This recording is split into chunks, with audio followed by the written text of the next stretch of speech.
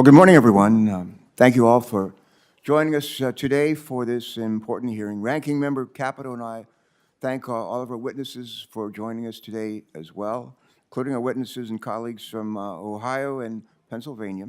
We look forward to the testimony of each one of you. As we know, last month news broke about an environmental disaster caused by a Norfolk Southern train derailment near East Palestine, Ohio, less than a mile from the Pennsylvania border. We are here today to discuss that train derailment and subsequent hazardous chemical release, which led to a controlled burn of dangerous chemicals and the mandatory evacuation of some 2,000 people. This tragic incident is a reminder of the importance of following the golden rule and treating other people the way we would like to be treated if we were in their shoes. Today's hearing is an opportunity to put ourselves in the shoes of those impacted by this disaster, examine the immediate response, and ensure long-term accountability for the cleanup efforts.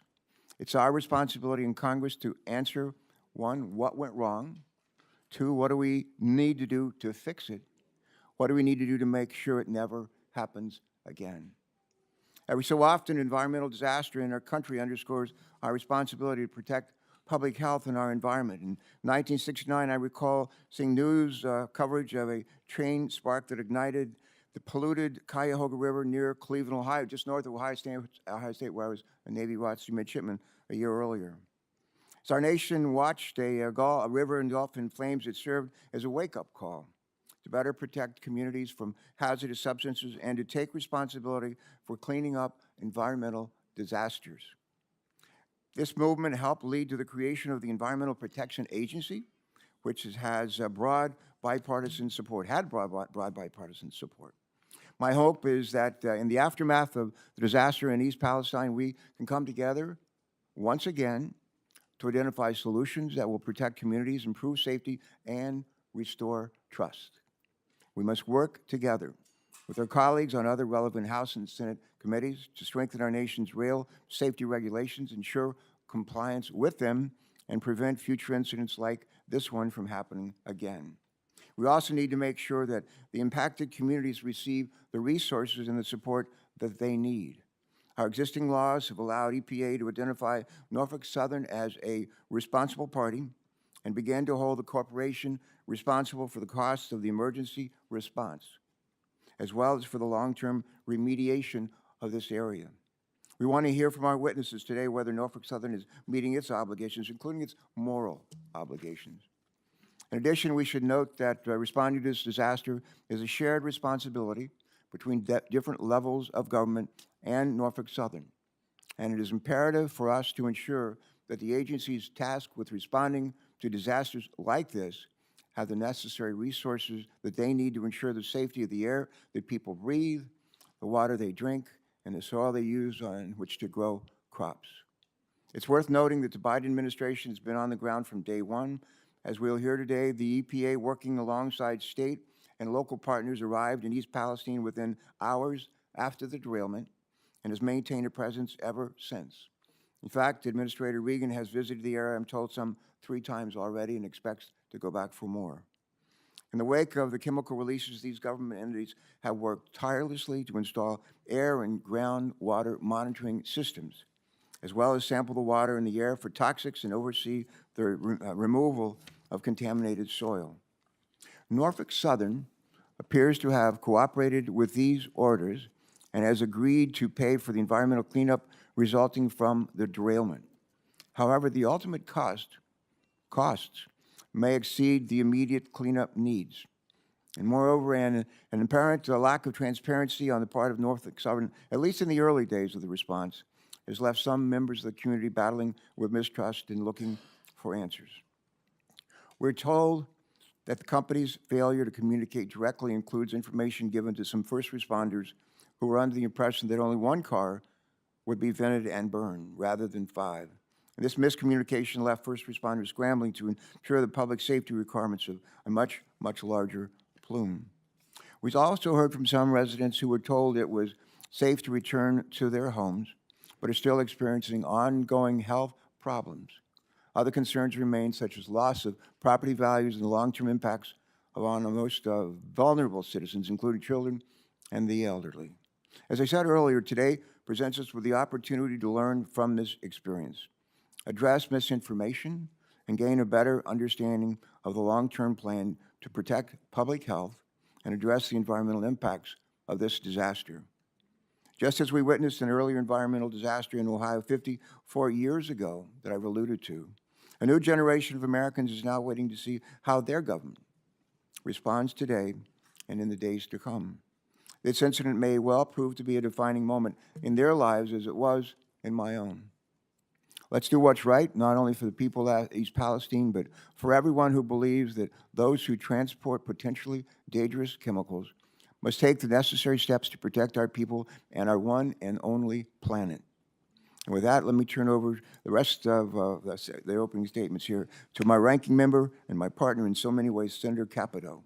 Senator Capito. Thank you. Thank you, Mr. Chairman. Thank all of you for being here today. And I'm really pleased that we have the hearing and we have our fellow senators here with us as well. As you said, we're going to discuss the ongoing environmental response to a large-scale chemical spill resulting from a Norfolk Southern train derailment in East Palestine, Ohio, which is 14 miles north of the West Virginia border. Before we go any further, I would like to take this opportunity to thank the emergency responders who were on the scene and less than an hour after the incident was reported and are continuing today to work diligently on our cleanup efforts. Thank you all so much. These kinds of accidents are some of the toughest days for them because these men and women, these are their neighbors. These, in some cases, they're relatives, and certainly their hometown friends. So it weighs on all of us here. This catastrophe upended the lives of thousands of our constituents in states represented today. The residents of East Palestine and other impacted communities, including those in West Virginia, deserve the chance to hear publicly from those involved in and affected by the cleanup efforts. They need to know what progress has been made, the challenges that lay ahead, and what lessons can be learned to improve future responses. From day one, responders across all levels of government, as well as the private sector, have worked around the clock on monitoring and mitigation to keep the public and environment safe. I appreciate EPA and other relevant organizations for providing regular updates to Congress on the status of the response. However, I want to convey to all of you that the public deserved a better level of transparency and much, much sooner. A month after the accident, it's clear to me that EPA's risk communication strategy fell short. In the immediate aftermath of the incident, impacted communities were clamoring for answers. While we're well aware that monitoring efforts and response planning need to be sound, we need to understand why it took so long for the EPA to get accurate data to the public. This is especially true when organizations like the Ohio EPA and the Ohio River Valley Sanitation Commission, better known as ORSENCO, both represented on our panel today, managed to provide data and safety information to the public quicker. That even includes they were distributing EPA data faster than the agency itself was willing to, not only with the public, but also during briefings and conversations with the affected congressional offices. In the absence of adequate transparency to the public, that just opens up a gap for social media, armchair citizen scientists, and political pundits on both sides to fuel false narratives that have further undermined that public confidence in the response to the derailment. With each week passing, the confusion seemed to grow. Even after weeks of repeated air, soil, and water monitoring have shown levels of the implicated contaminants of magnitude well below the ATSDR and EPA levels of concern in the air and water, the initial delays in messaging and response has meant that the residents still do not trust these results enough to feel safe. And trust is essential in these situations. That has been made worse, I think, by a lot of the misinformation that we've seen. You can't address fear and mistrust by pointing residents to an EPA website filled with fact sheets and press releases. Risk communications needs to be done in a clear but compassionate, relatable manner right down there where it's happening. So why did it take weeks for the EPA administrator to drink the water he repeatedly told residents was safe? Why did it take almost a month to establish a response center and go door to door to East Palestine families concerned? As a result of early missteps, I believe that we need to keep moving forward here. This committee must get to the bottom of whether EPA has some of the authorities for some of the actions that it's taken on the removal and whether they are serving the best interests of our constituents. So how will EPA approving every shovelful of dirt that is moved benefit safety or expedite the process? These are the questions I'm going to have. How and why is EPA prohibiting contaminated soil and water from leaving the state of Ohio for into qualified destruction facilities? How's that going to improve outcomes?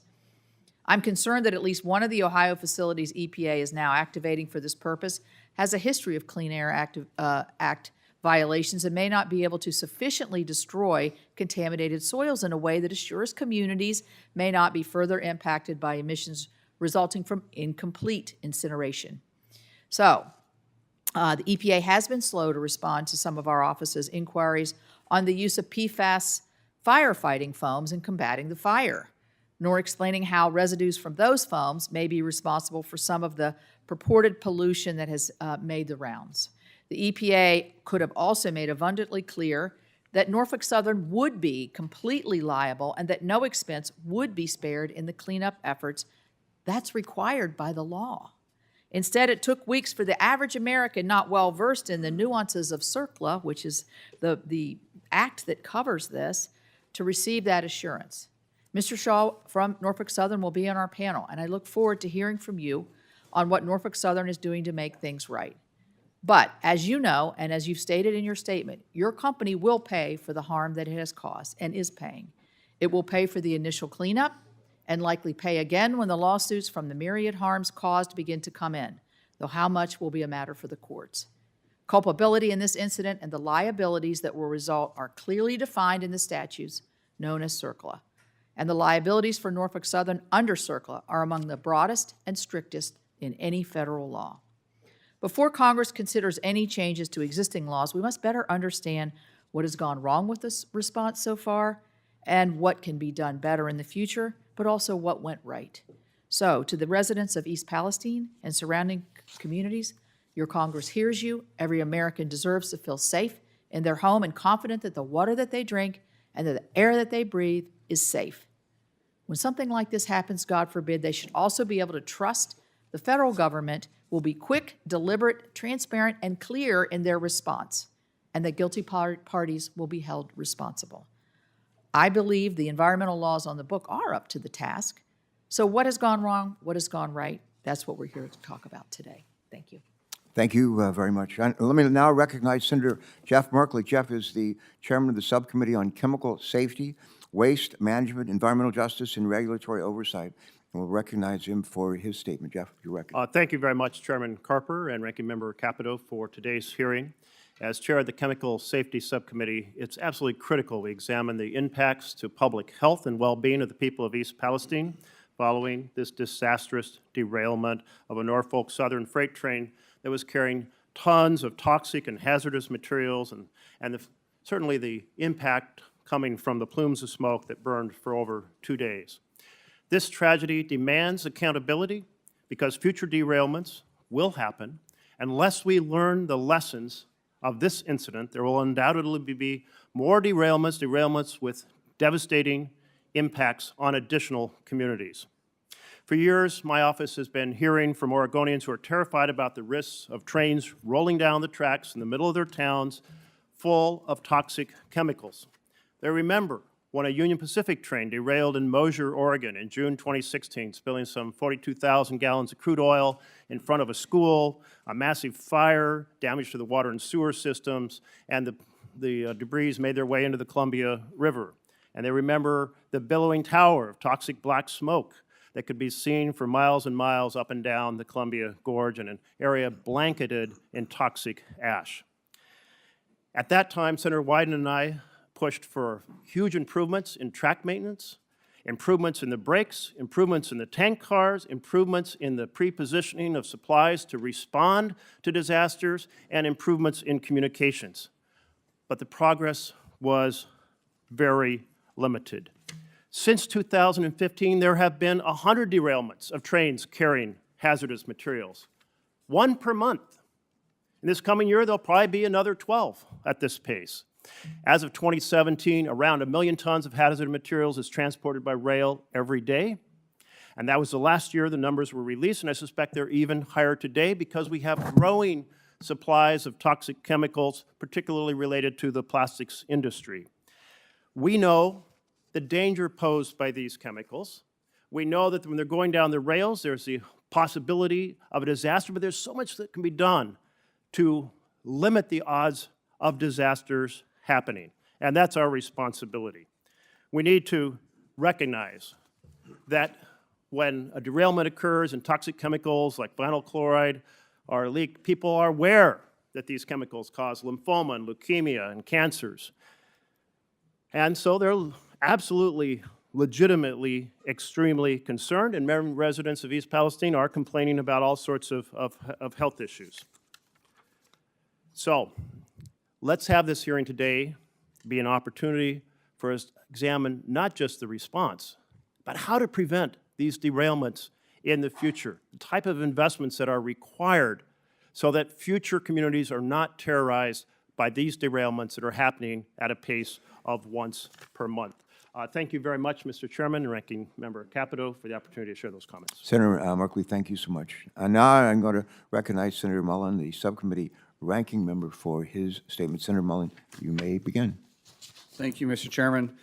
I want to start off by thanking everyone, including our 5 panelists, and Senator Brown, Senator Vance, and Senator Casey, for attending this hearing. The people of East Palestine have shown perseverance and bravery during the time that's understandably they're very anxious and upset about.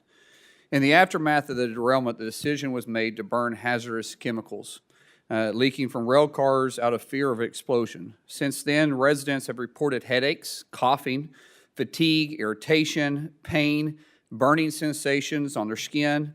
People of East Palestine now fear their health, despite the EPA claiming that everything's okay. The public's trust in the government is near record low. Only 20% say that they trust the government to do the right thing. After the last 3 years, there's no wonder that the residents are calling into question about the response and the advice the government bureaucrats is giving. The mixed messaging from the administration in the days and weeks after the tragedy has only added the fuel to the fire. Actions have consequences. Both the Secretary of Transportation and the Administrator of the EPA delayed their visit to East Palestine, says that when they got there, hey, it wasn't our problem. It was the previous administration and their deregulation that caused this. It's time for everyone to take responsibility. In contrast, I applaud the timely on-ground response efforts from the local residents and the first responders. The people of Ohio have truly come together to help neighbors in the time of need. In Oklahoma, we call that the Oklahoma Standard. Moving forward, today's hearing allows us and allows witnesses to provide much-needed clarity and assurance to the public. We need to know how to prevent tragedies like this from happening again. We need to know what caused it. There are serious questions that need to be addressed, such as the states that toxic waste is being shipped to, how long the chemicals were setting in the cars, if the bearings were appropriately re-inspected, why were all 5 cars burned instead of just the one, why the administration and Norfolk failed to provide accurate and timely information to local authorities, and finally, what are we going to do about the town moving forward? The residents understandably do not feel safe, and we need a plan to put their lives back together. I expect our witnesses to transparently discuss these issues so we can prevent accidents like this from occurring in the future. Leaders take responsibilities. They don't point fingers and dodge responsibilities. The people of East Palestine need to see the administration and Norfolk take responsibility and show results. I yield back. Thanks very much for that comment. Before we turn to our colleagues who joined us for today, I want to just ask unanimous consent, if I could, to submit for the record a statement on behalf of our EPW colleague, Senator John Fetterman of Pennsylvania, who cannot be with us here today. For my colleagues, I'd just like to quote a couple of lines from Mr. Fetterman, Senator Fetterman's testimony, and here's what he says. He said, "I'm working with my colleagues across both state and party lines to fight for the forgotten people of Pennsylvania and Ohio, hold Norfolk Southern responsible for the damage that they've caused, and prevent similar disasters from happening in the future. I'd specifically like to thank my colleagues from Ohio, Senator Sherrod Brown and Senator J.D. Vance, for being great partners with Senator Bob Casey and myself throughout this process. Senator Fetterman later states in his testimony, and I quote, "My hope is that we answer this disaster caused by egregious negligence from Norfolk Southern with real policy solutions that will hold Norfolk Southern and other similar companies accountable while making American families safer in the future." I believe that the legislation introduced last week is a great step. And I look forward to getting some answers today and continue to work with my colleagues to get Pennsylvanians and Ohio's alike the resources that they need. And that's his statement. We thank him for it. We now turn to our colleagues who joined us here today. First, I want to recognize Senator Bob Casey. Senator Casey from Pennsylvania, you're welcome to proceed when you are ready. Please proceed. Thank you, Chairman Carper, Ranking Member Capito, and members of the committee for holding today's hearing. I'm grateful to provide some testimony. I'm also grateful that I'm running ahead of both of my colleagues, Senator Brown and Senator Vance, because of my chairmanship of the Aging Committee, which is we're starting a hearing rather soon, so I appreciate their indulgence. I do want to thank both Senator Brown, Senator Vance, and Senator Fetterman for working with us and others on this bill. Representative DeLuzio of Pennsylvania as well has worked on this in the House, I know, with others.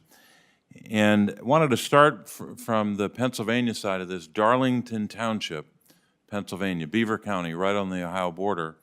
As many of you know, the derailment occurred just literally feet away from the Pennsylvania border.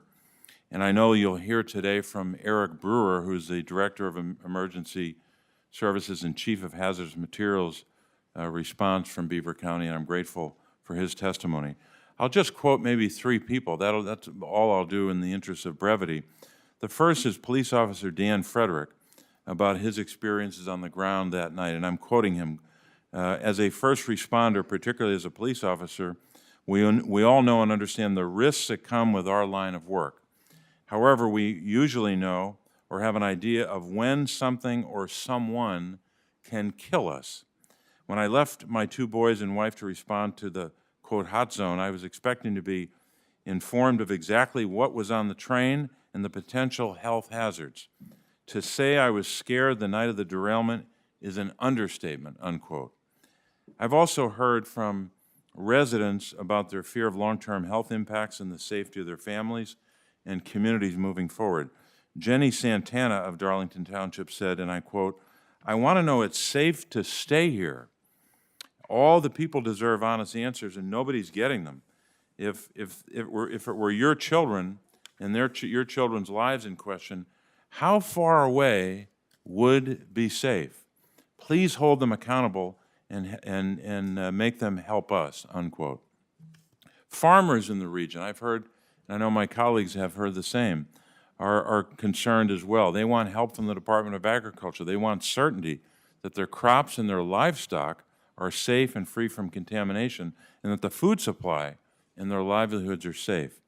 Farmer and Darlington Township Chair Mike Carrion said, quote, we along with countless other local agricultural producers have years invested in telling our stories and developing relationships with our customers. The stories of working in harmony with nature to produce a superior product. This story was ripped to pieces on the day of the derailment. It's now our responsibility to do damage control for Norfolk Southern's negligence while absorbing revenue loss of canceled orders. The economics of our industry is very emotionally driven. Emotions are now being driven by perception and lack of information. We need testing. We need factual information. We needed this yesterday, and we're still not seeing that response, unquote. So these residents are scared, particularly the potential exposure that could lead to health impacts for themselves and their families for years. And we do have a response, at least for the future. We have a lot of work to do in the near term, but the future has to be about passing the Railway Safety Act that Senator Brown, Senator Vance, Senator Fetterman, and I and others are leading. It's bipartisan. That never happens around here on big bills, or rarely, I should say.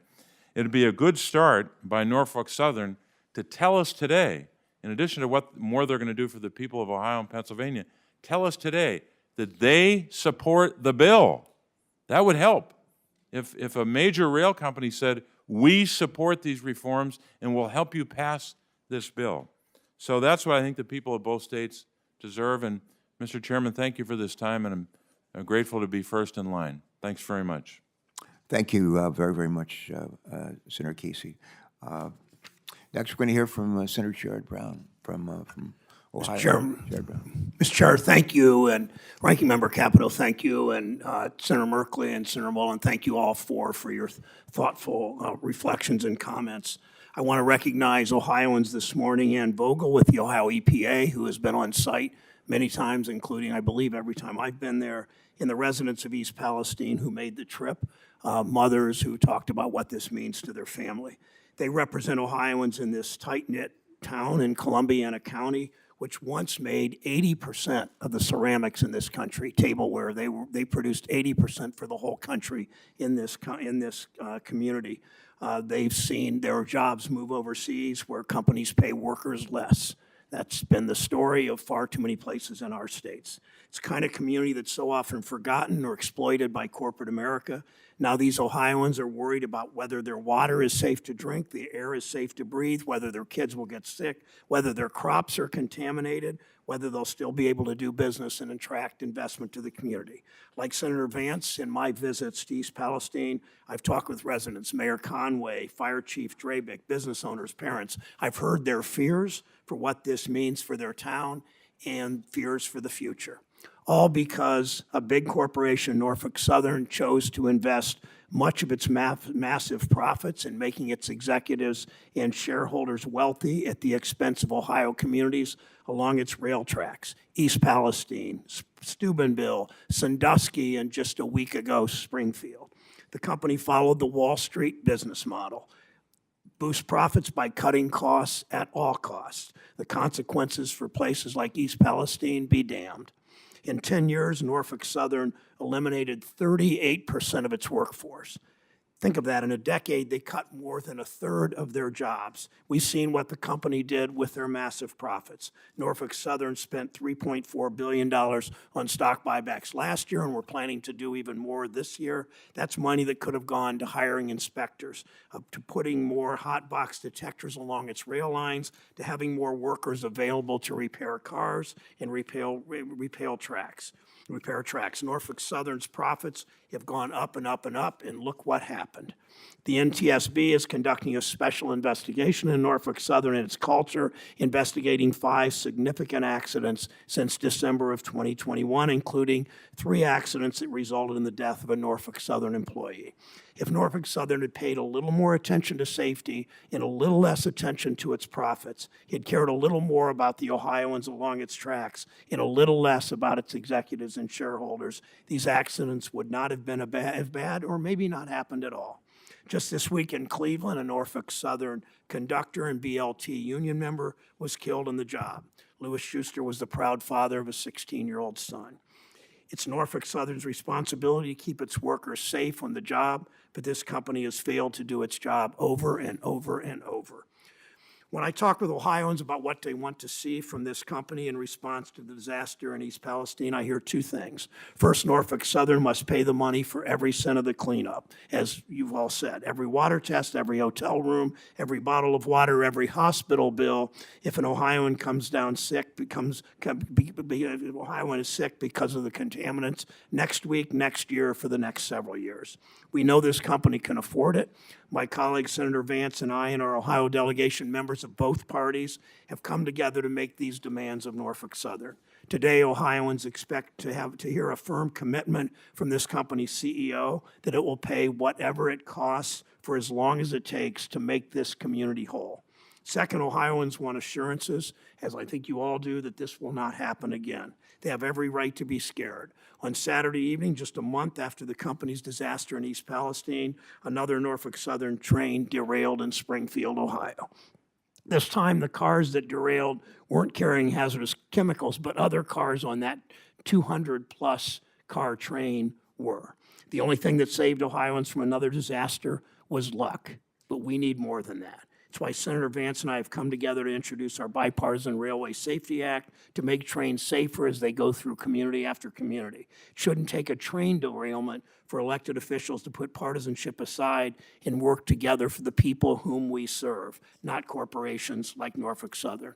Lobbyists for the rail companies have spent years fighting every effort to strengthen rules to make our trains and our rail lines safer. Now Ohioans are paying the price. If this company is serious in its commitment to preventing more East Palestines in Ohio and across the country, I hope today that Mr. Shaw, as Senator Casey said so emphatically, I hope today Mr. Shaw will endorse our common sense bipartisan plan. Senator Vance and I come from different parties, different philosophies, but on this, we've come together for the people of our state, and I appreciate his work on this. The response to this crisis has been far too partisan, as Senator Mullen said. Today is an opportunity to change that. Senator Vance and I are listening to the same Ohioans in this community. We both made numerous trips there, people who feel like they have no way to stand up to a company like Norfolk Southern and are worried about what will happen when the cameras pack up and leave that Columbiana County community.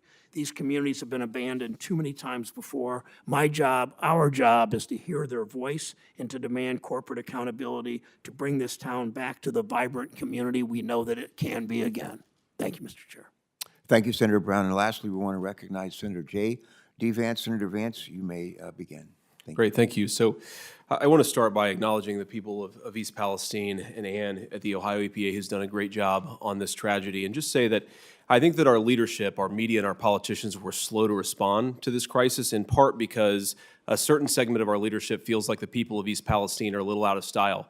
They have the wrong politics, they're a little too rural, maybe a little too white. And I want to thank Senator Capito and Senator Carper, the chairman and ranking member, and all of you for paying attention to this, for caring about this issue, and for showing leadership on it. I think the most important message to the people of East Palestine is that we will not forget about them in the months and years to come. And I think this committee hearing reinforces that message. So it's very personally meaningful for me to be here.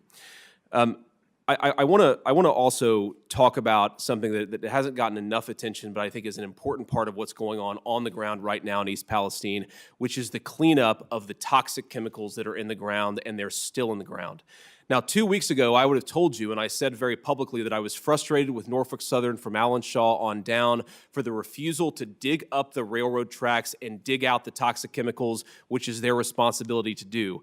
I am happy to report that it appears that Norfolk Southern has finally started to do the cleanup in earnest, but now the EPA is making it harder to get the materials out of Ohio in the first place into properly licensed facilities. Right now, as we speak, there are piles of dirt accumulating in East Palestine, piles of dirt filled with toxic chemicals that haven't been moved out of the state in a week. What happens if it rains? What happens if the very toxic dirt that we just dug out of the ground begins to seep back into the ground, causing problems for the air and water for the residents of East Palestine? We need leadership. We need the EPA to get on the ground and aggressively get this stuff out of East Palestine into properly licensed facilities. It's maybe the most important and most pressing thing that's confronting the community of East Palestine today. And again, I thank Ann for her leadership on that particular issue. After the cleanup, we're focused on the cleanup now, justifiably so, but after the cleanup, we need to turn to how to prevent this from happening, or at least how to make it less likely. I'm a realist. I recognize that you're always going to have accidents, but I think that we can make them less likely, and I think importantly, we can give our first responders proper notice when they're responding to these derailments when they happen. It is ridiculous that firefighters and local officials don't know that hazardous chemicals are in their community, coming through their community. In East Palestine, you had a community of largely volunteer firefighters responding to a terrible crisis, toxic burning chemicals without knowing what was on them. It's one of the things that the legislation that Senator Brown, Senator Casey, and Senator Fetterman and I have worked on together, and I thank them for their work on that issue. I want to talk I want to leave the committee with just a couple of additional thoughts here. I'm a Republican. I'm a pretty conservative Republican, and I worry that there has been a movement in my party and in my movement in response to the legislation that I proposed that would not hold Norfolk Southern or the rail industry accountable. I want to be explicit about that. Now, I'm not talking about returning, and this bill is not returning to the days of rate setting. The 1980s level airline and rail deregulation, I think in a lot of ways was good for consumers and good for the industry. But that doesn't mean we cannot have reasonable public safety enhancements in response to what happened in East Palestine.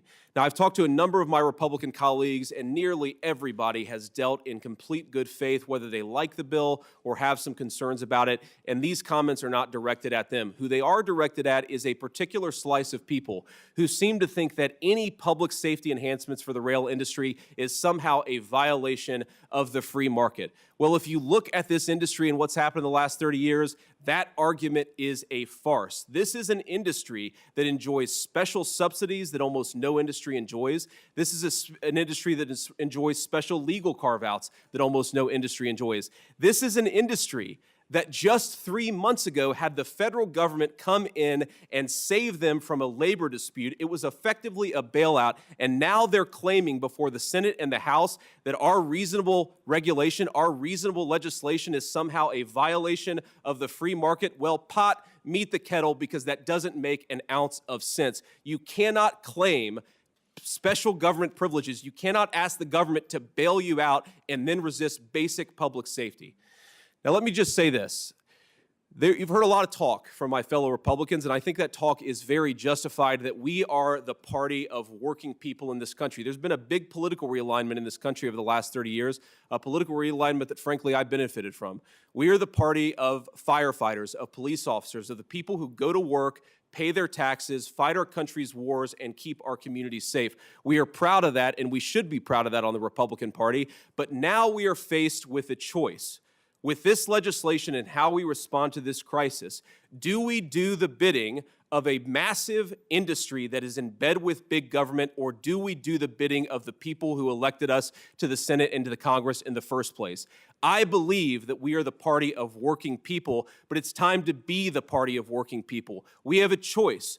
Are we for big business and big government, or are we for the people of East Palestine? It's a time for choosing. Let's make the right one. Thank you very, very much, Senator Vance. Thank you, Senator Brown.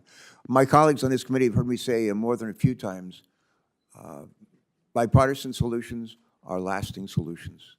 And I'm encouraged that there's a bipartisan spirit that's afoot here, and I would urge you to continue to grow that, and we'll try to kindle support for it as well. With that having been said, we're going to recognize our next panel of witnesses. And I want to call the second panel of witnesses to come forward. And our first witness will be Mr. Shaw.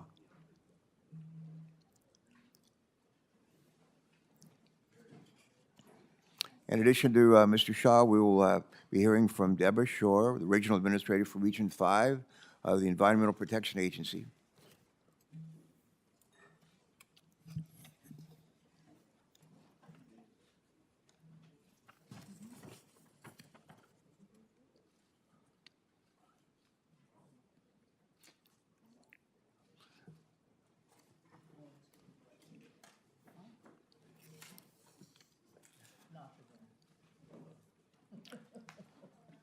Well, good morning, one and all. I think I've had a chance to welcome you individually and personally. And we appreciate very much not only your presence here, but your willingness to share your thoughts and ideas with us as we try to make right a terrible wrong. We're going to turn to our first witness, and it's Alan Shaw. I appreciate the time you spent with me on the phone earlier this week. And Mr. Shaw, you may begin your testimony at this time. Thank you. Welcome. Good morning, Chairman Carper, Ranking Member Capito, and distinguished members of the committee. I appreciate the opportunity to testify before you today. My name is Alan Shaw, and I've been President and CEO of Norfolk Southern since May of 2022. I want to begin today by expressing how deeply sorry I am for the impact this derailment has had on the residents of East Palestine and the surrounding communities. I've been to East Palestine many times over the past month. I've talked with the leaders, the business owners, the school officials, the clergy, and others throughout the community. They've shared their stories and their concerns about the health of their families and the future of the community they love. I am determined to make this right.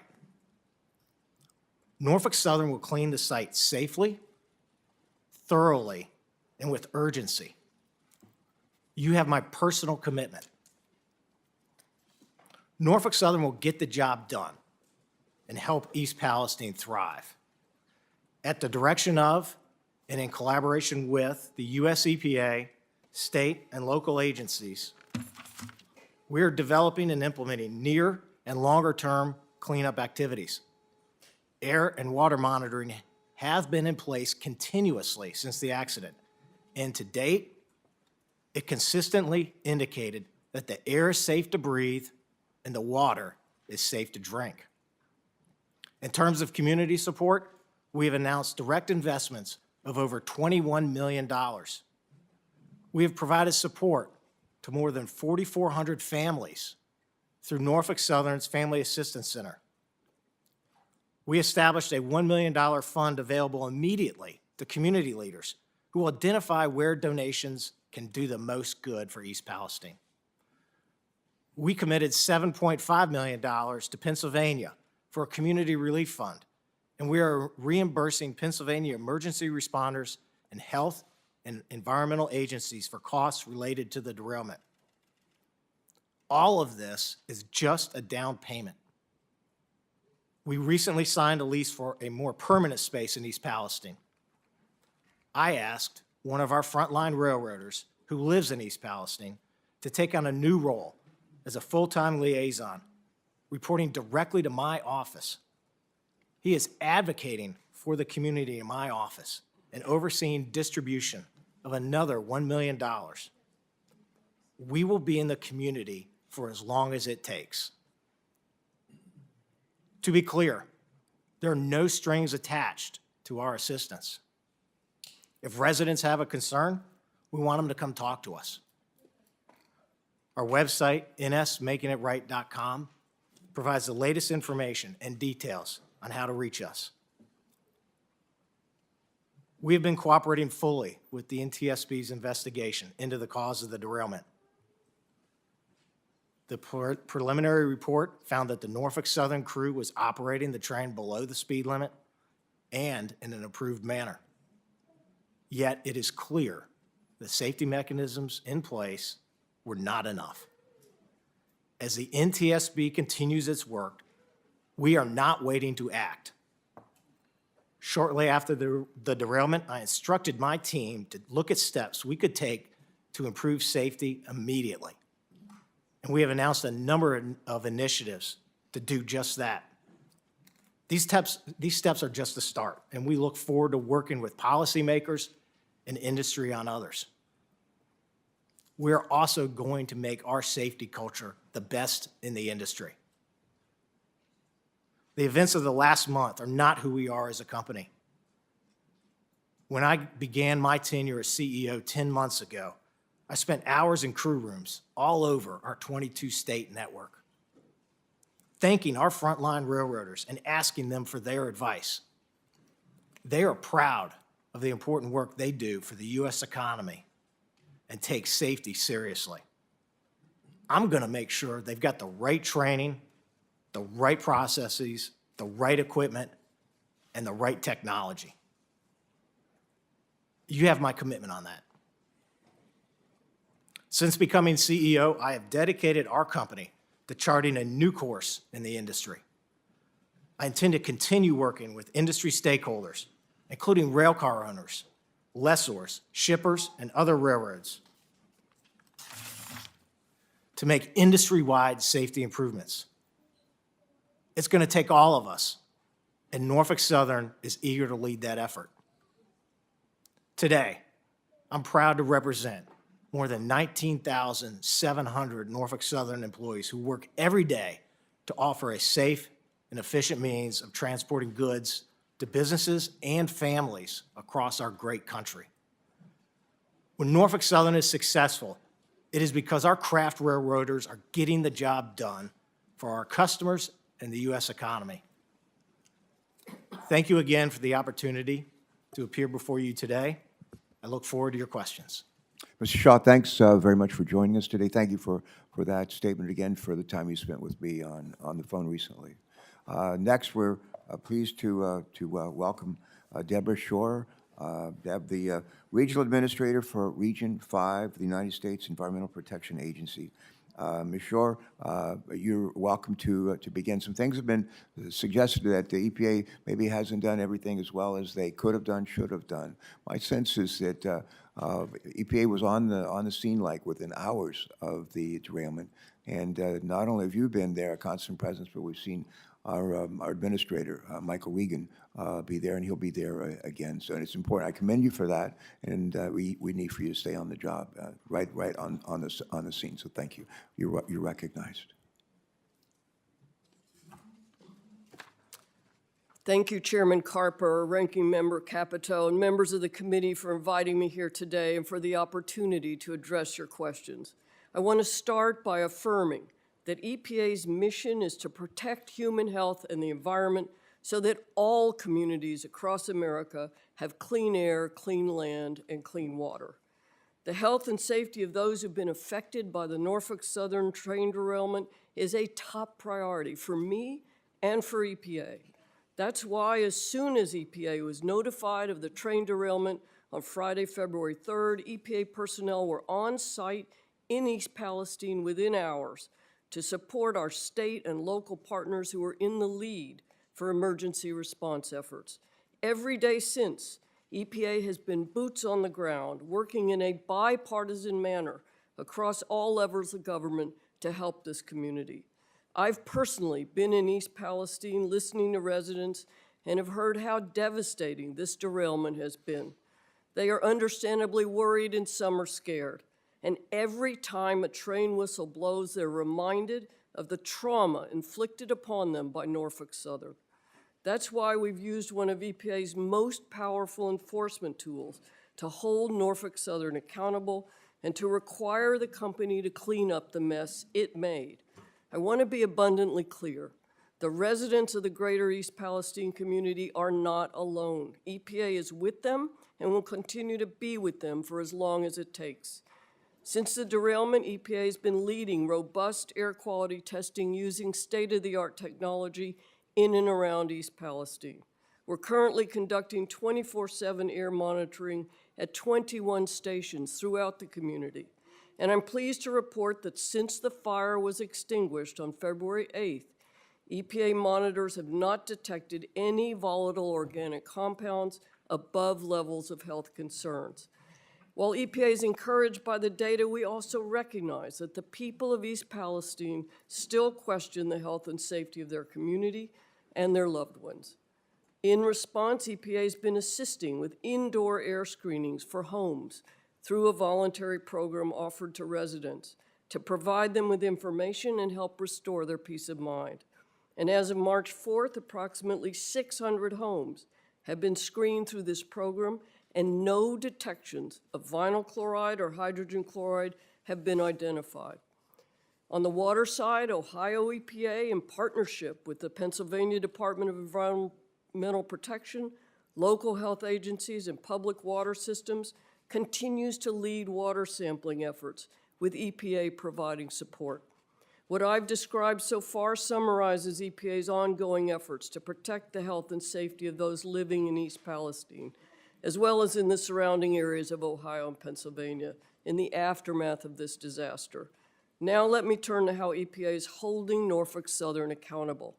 On February 21st, we issued a unilateral administrative order to Norfolk Southern, which includes a number of directives to identify and clean up contaminated soil and water resources, to attend and participate in public meetings at EPA's request, and to post information online, to pay for EPA's costs for work performed under this order. EPA is overseeing Norfolk Southern's cleanup work to ensure it's done to EPA's specifications. The work plans will outline all steps necessary to clean up the environmental damage caused by the derailment. And most importantly, if the company fails to complete any of the EPA-ordered actions, the agency will immediately step in, conduct the necessary work, and then force Norfolk Southern to pay triple the cost.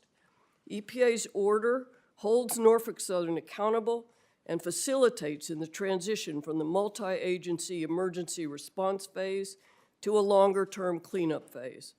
Throughout my 11 days spent on the ground in East Palestine, I've learned that it is a proud and resilient community. Those that live there and in the surrounding communities have roots that go back generations. We owe it to these people to restore these beautiful communities to the special places we know they hold dear. That's exactly what EPA is working to accomplish, all while continuing to work hand in hand with our partners at the local, state, and federal levels. Again, thank you for inviting me here today. I look forward to the dialogue and to answering your questions. Fine. Ms. Shore, thank you so much, and convey our thanks to your colleagues at EPA for being there right away on site and staying there right through even today, and keep it up. Everything I do, I know I can do better. I think that's true of all of us. So I would just say let's find ways to do even better going forward. Thanks. Ann Vogel, and then I want you to start off your testimony with answering a question. Explain for folks who might be watching this, how do we have like EPA here, Region 3 EPA, and we have Ohio EPA? How is that? Just take a minute and explain that. It won't count against your time. Thank you, Chairman. Ohio EPA is the Ohio agency dedicated to protecting health and human health and the environment, similar to the work of the US EPA, which covers the whole nation. Yeah, thank you. Go right ahead. We're delighted that you're here. Please proceed. Good morning, Chairman Carper, Ranking Member Capito, and members of the committee. My name is Ann Vogel, Director of the Ohio Environmental Protection Agency. On behalf of Governor DeWine, Lieutenant Governor Houston, and the talented team that I am privileged to represent at the Ohio Environmental Protection Agency, I thank you for allowing me to share our ongoing efforts to protect human health and the environment in East Palestine, a community that I have called home for the past month. Governor DeWine has been to the village regularly to reassure the community that while this is Norfolk Southern's train, their wreck, and their mess, the entire apparatus of state government has been mobilized to assist as East Palestine begins to recover from this traumatic experience. More than a dozen cabinet officials have spent time in East Palestine assessing short-term and long-term needs, answering questions, and standing up support operations such as the free health clinic in town. Ohio EPA has a dedicated team of experts, the Emergency Response Team, with a combined 150 years of experience in environmental emergency management that responded to the derailment within 1 hour of being notified by the railroad. By 12:25 a.m. on February 4th, Ohio EPA was on the scene and immediately began the work of containing the release of chemicals into the nearby Sulphur Run. We have worked around the clock since that day to oversee removal of the gross contamination from the creeks in the immediate derailment area. Ohio EPA's oversight also includes ensuring the safety of residents served by the municipal water system in East Palestine. In the days immediately after the derailment, and now continuing on a weekly basis, the municipal wells are tested for a broad array of chemicals, and all lab reports have indicated that the public water system is safe. There have been no detections of contamination related to the derailment. I'm happy to answer any questions you have about Ohio EPA's response, but what I want to make sure that each of you here, along with the village of Palestine, is that the commitment to stay in East Palestine as long as it takes are not empty words. We live there. The work of Ohio EPA to restore the environment in East Palestine is just beginning. The emergency phase will continue as long as obvious, known contamination remains. For example, we have a large presence on the ground right now as contaminated soil under the tracks is excavated. The investigation phase is also underway. Our oversight of Norfolk Southern's work plans, along with our federal partners, for things like soil testing, for track removal and replacement, for water sampling, will make sure that Norfolk Southern is taking all the right steps to remediate and protect East Palestine from potential long-term hazards. We have installed monitoring wells at the site of the derailment to test for potential contamination to groundwater now and in the future. We have installed sentinel wells for long-term sampling of groundwater.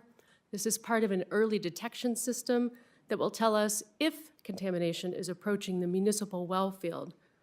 We will test municipal water systems on a weekly basis, and we'll do that using our own labs. We will continue to be 100% transparent, sharing complete lab results immediately. We will attend open houses and town halls and be present in the community, answering questions and refuting misinformation with facts. The data that we collect from each sample, each test, each observation informs the next step that we will take along the path to long-term full remediation. You and your constituents have many of the same questions that I hear from residents of East Palestine every day. How long will we test the water? How long until the fish come back? Can I play in the yard and eat out of my garden? How or when will we know if the damage to our village is worse than we thought or even irreparable? These are legitimate questions, and I am committed to finding answers.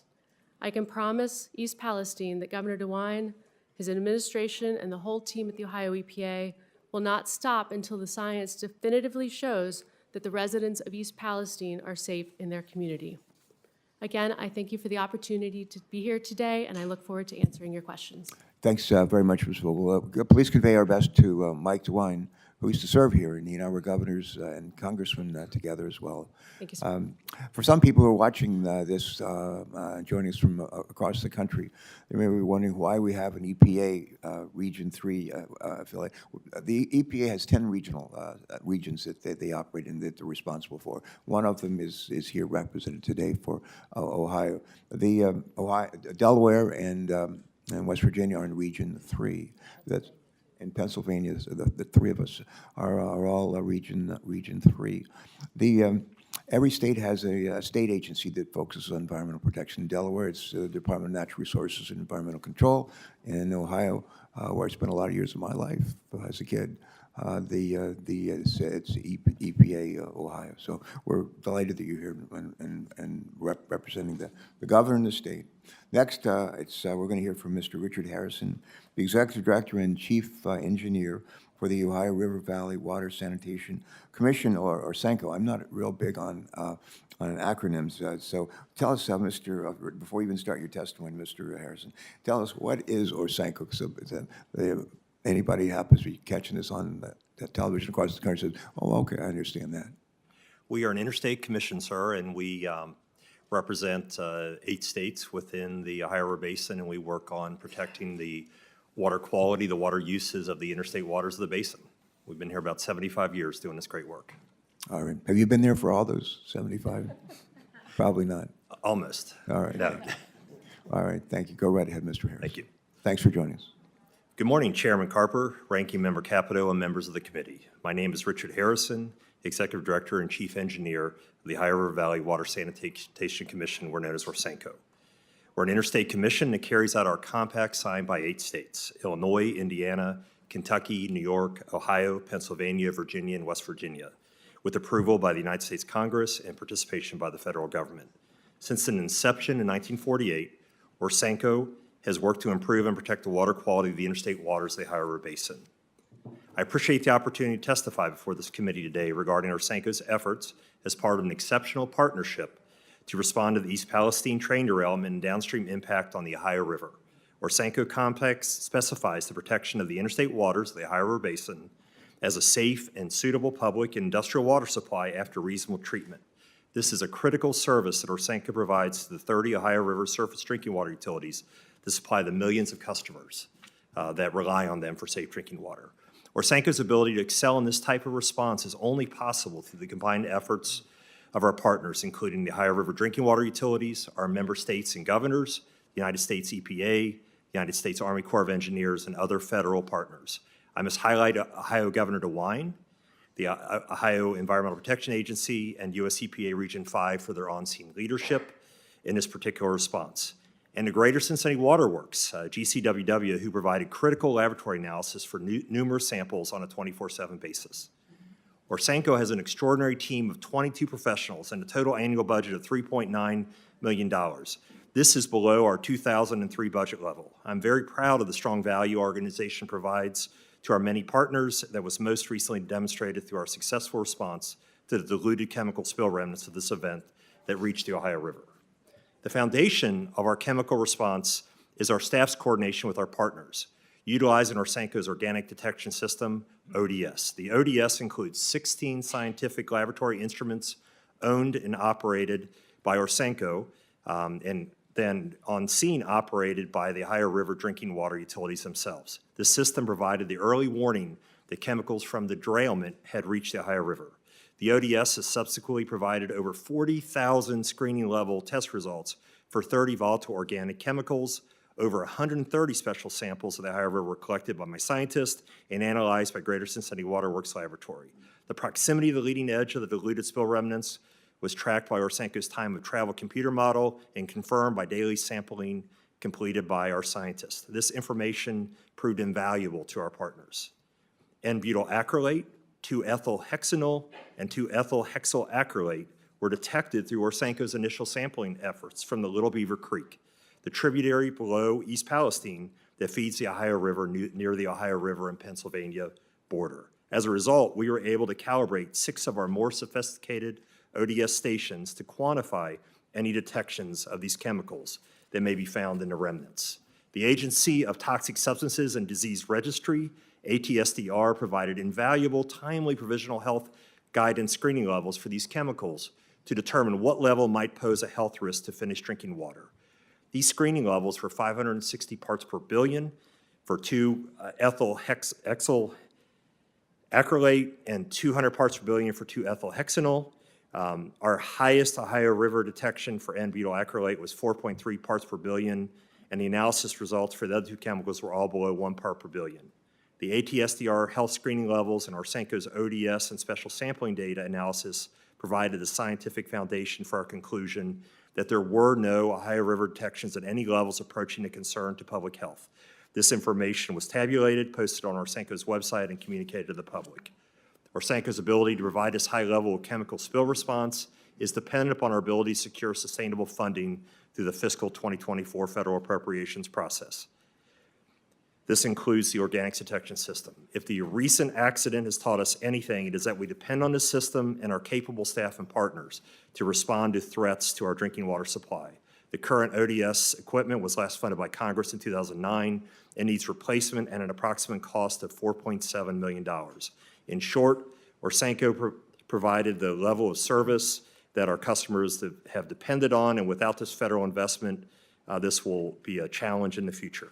Let me thank the committee once again for the opportunity to testify today. Thank you. Mr. Harrison, our thanks to you and everyone at Orsenco for your testimony today, for being with us, and stay on it, please. Eric Brewer. Eric, welcome. I understand you serve as the Director and Chief of Hazardous Materials Response for Beaver County Department of Emergency Services, not that far from East Palestine.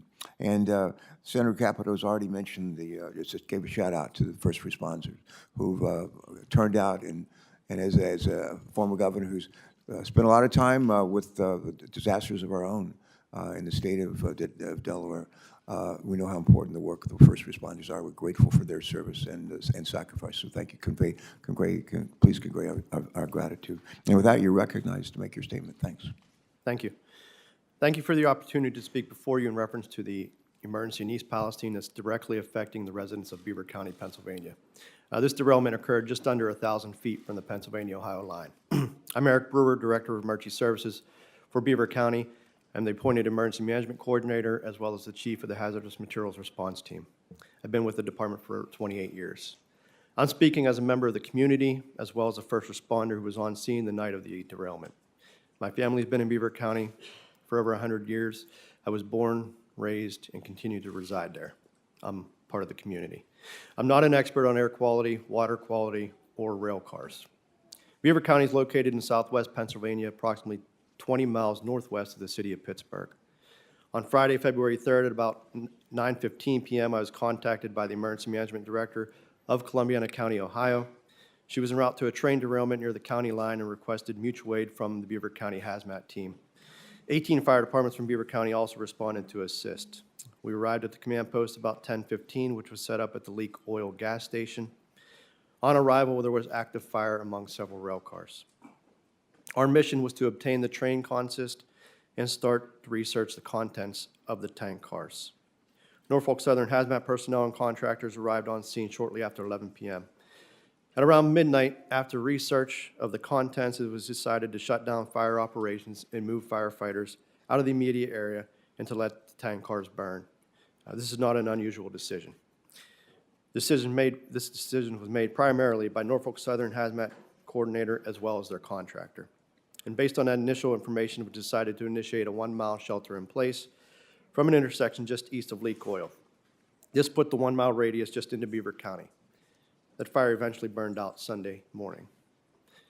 Sunday evening, we received a call from Columbiana County EMA and advised us the railroad officials were concerned about one of the tank cars starting to heat up. There was a possibility of explosion, and we should consider a 1-mile evacuation.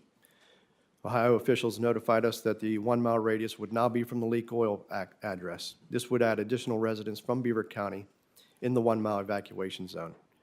Darlington Township officials went door to door, as well as using a mass notification system to advise the residents of the 1-mile recommended evacuation.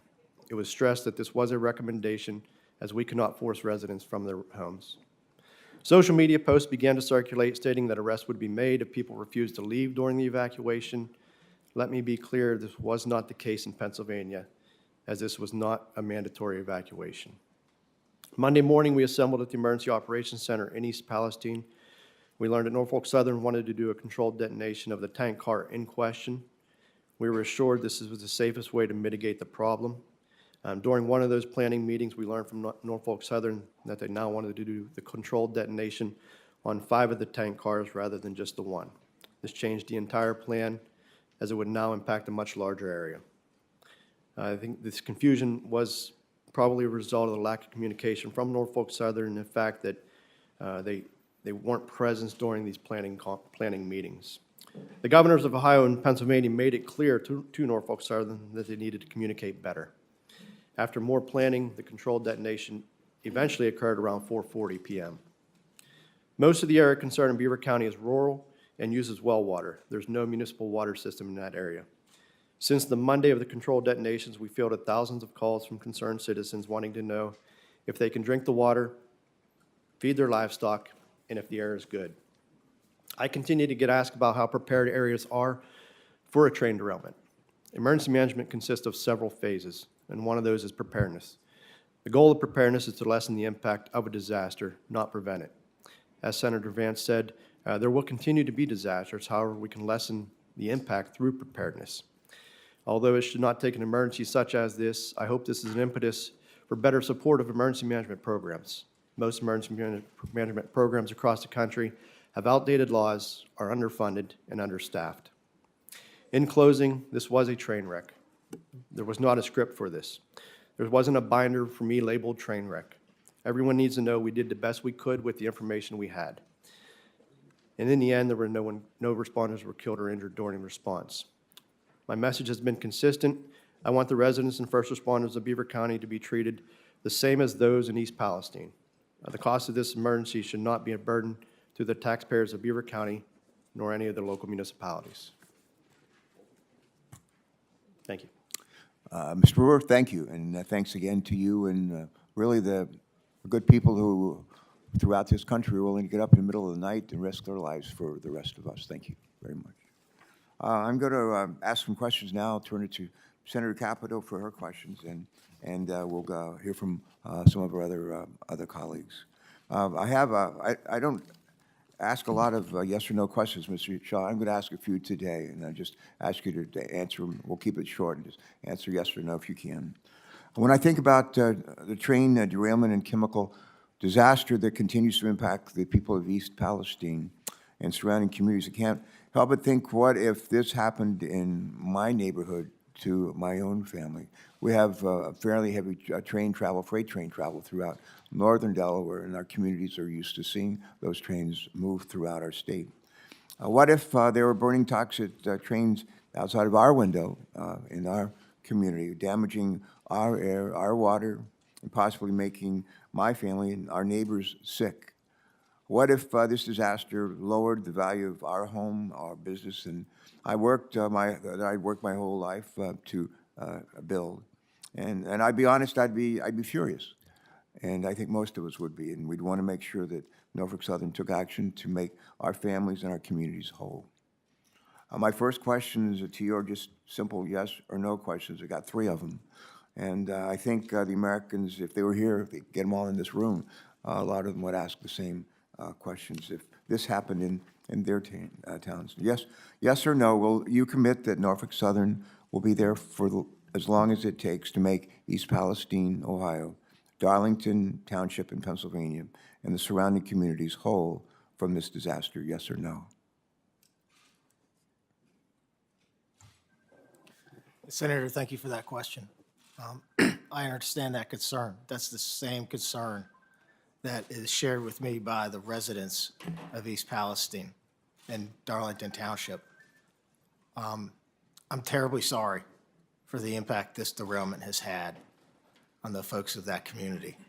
And yes, it's my personal commitment and Norfolk Southern's commitment that we're going to be there for as long as it takes to help East Palestine thrive and recover.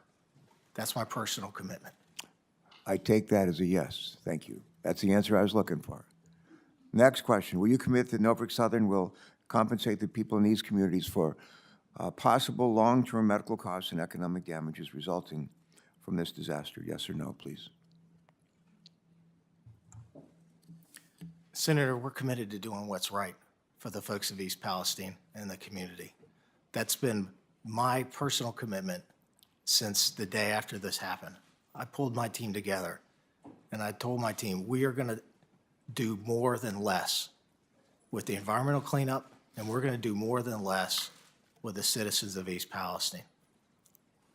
And my third question is, yes or no, will you commit to paying for long-term medical testing for people in the impacted communities to ensure that anyone with known or suspected exposure to dangerous chemicals due to this disaster is monitored for adverse health effects? Yes or no? Senator, I'm committed to doing what's right. You know, we're going to be there today, tomorrow, a year from now, 5 years from now, 10 years from now. I've told the community that. I've been there in person. I've looked into their eyes. I've heard their concerns. I've been in their family rooms. I'm committed to that community, and so is Norfolk Southern. All right, thank you for that. My second question would be for Administrator Shore. I commend EPA. I want to commend its employees and leadership for being in East Palestine, and at least for the rank and file to be there within hours of the accident, and for the hard work that you and others have been doing every day since then to get the contamination cleaned up. I also commend the EPA for continuing to listen and respond to the community's concerns, including adapting the monitoring and sampling to ensure that any adverse environmental impacts and possible significant health effects from this disaster are known and addressed. Administrator Regan's level of personal involvement here is, I believe, unprecedented in anything that I've seen in my experience. My question. So I think I know the answer, but I will ask you the same thing I asked Mr. Shaw, and that is, do you commit that EPA will be there for as long as it takes to protect the public health and environment of the impacted communities?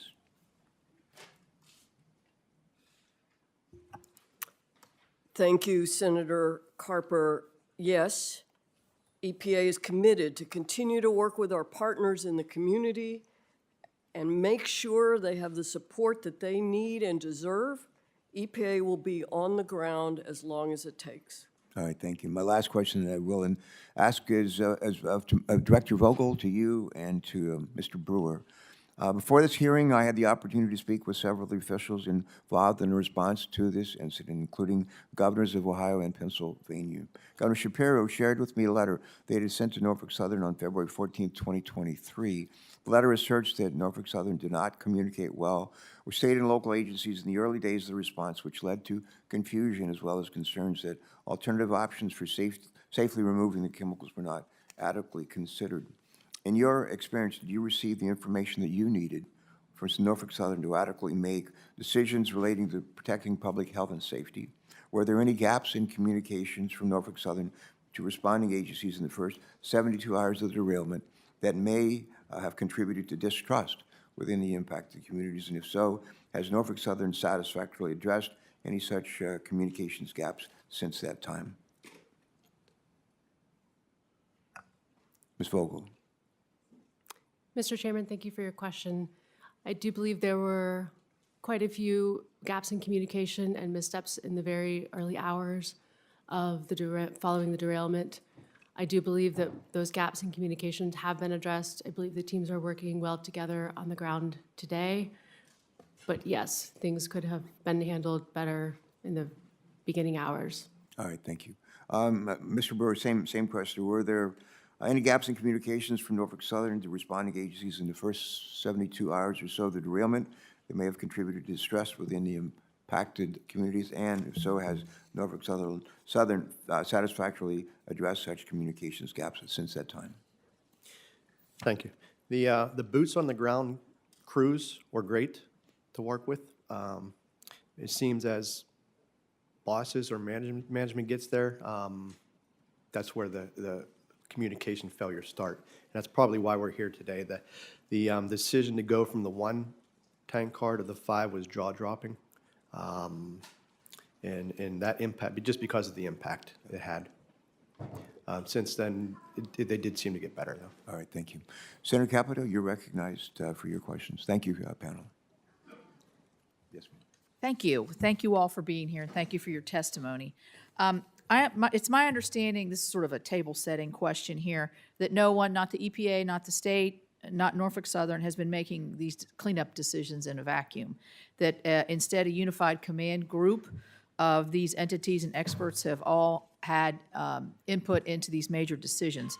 So for everybody who's here, could I have a show of hands or whose organization is represented in this unified command group?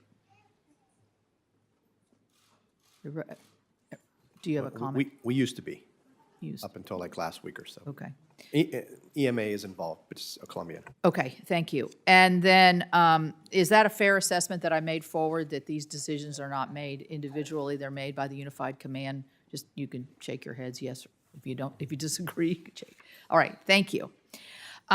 So I mentioned in my opening statement, I want to go right to the EPA, to Director Shore, and thank you for being on the ground early. I commended you in my opening statement in your organization. I understand that, and this may be something we get into a little bit later. You got Region 5, Region 3, so within 1,000, 1,000 feet of Pennsylvania. I'm concerned now about something Senator Vance talked about, and this is the hazardous waste disposal that we're seeing right now. Apparently, there are piles and piles of it sitting there right now and not moving. And I understand that facilities in Michigan and Texas that received waste from East Palestine are some of the most qualified in the entire country. The U.S. Ecology Facility in Michigan, for instance, had already accepted 360 tons of soil and 3,000 gallons of liquid in full compliance with their permits. The EPA has stopped. They have failed to give us an answer on what legal authority you used to stop those trucks at the gates of the facility that had already been accepting large volumes of waste. You said in your statement that this is great news because it means the cleanup can continue at a rapid pace. If it's still sitting there, I would say that's a contrarian kind of, that's in opposition of what we're seeing. So all shipments of contaminated soils have been suspended on site to test for dioxins, something that should have possibly been done weeks ago, but there was an insistence, I think, that the dioxin concerns were not as severe as what now you're going back and testing. So let me be clear, this is just, it goes to this whole mixed messages of what's going on here. So help me understand why you have delaying this cleanup efforts, why the piles are still piling up, because anytime you get there, it disturbs not just the chemicals, but it brings the odor, and then here comes the lack of trust right back down onto the community. And so could you help me with this? Is it true that most of the remaining contaminated soil is still sitting there in East Palestine, and when are you going to get it out of there, and where are you going to take it? Or I know you're not doing it, Norfolk Southern's doing it. Go ahead. Yeah. Senator Capito, thank you for that. First, I want to thank you for acknowledging the heroic efforts of all the emergency responders who were on the scene within hours, including EPA on-scene coordinators from both Region 3 and Region 5. And I have them at the front of mine every day, and thanks for acknowledging their efforts. Let me report that waste is moving off-site, even as recently as yesterday and today. Where is it going? Where is it going from the site? To a number of facilities that are EPA-approved, that have the capacity to receive the waste, that have contracts with Norfolk Southern, and that have gone through our due diligence and a compliance review, which is necessary once federal EPA issued the order and assumed authority for the cleanup work from Ohio EPA. And we did pause to conduct that necessary due diligence and compliance review, because then all the facilities fell under the CERCLA regulations. Norfolk Southern engages facilities wherever they may be to accept solid and liquid waste.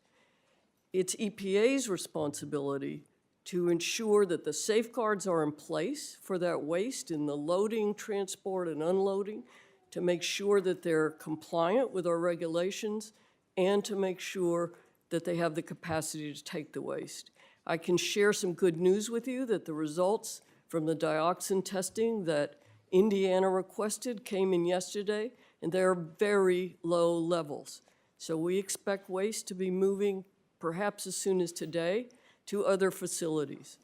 No option is off the table. Okay, so I'd like to see a list of the facilities, and I'd also like to ask, just quickly, if I can have just another minute, why did you wait a month before you started to order the dioxin testing when the community was asking for this? Was that a decision that you made early on, that it wasn't critical, or how was this decision made?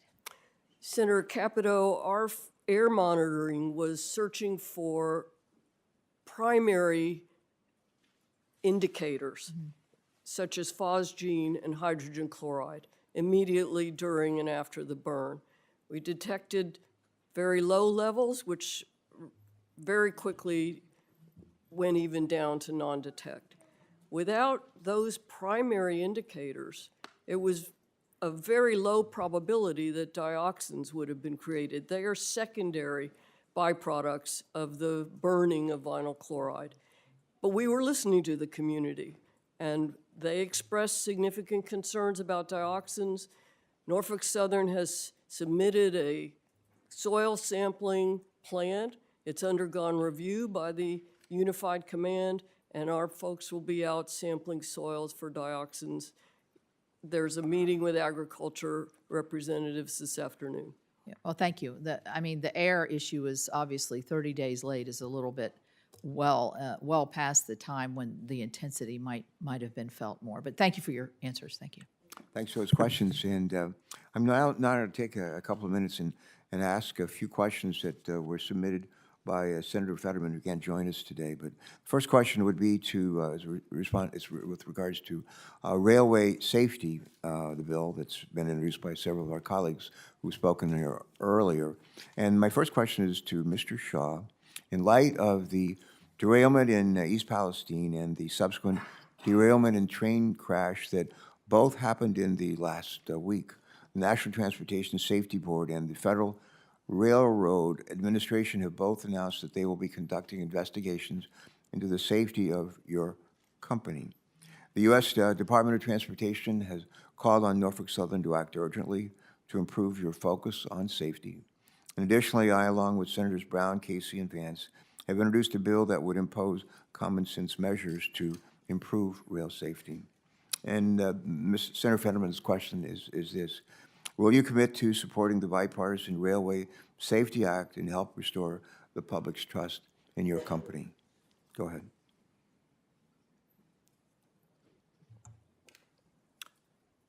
Senator, thank you for that question.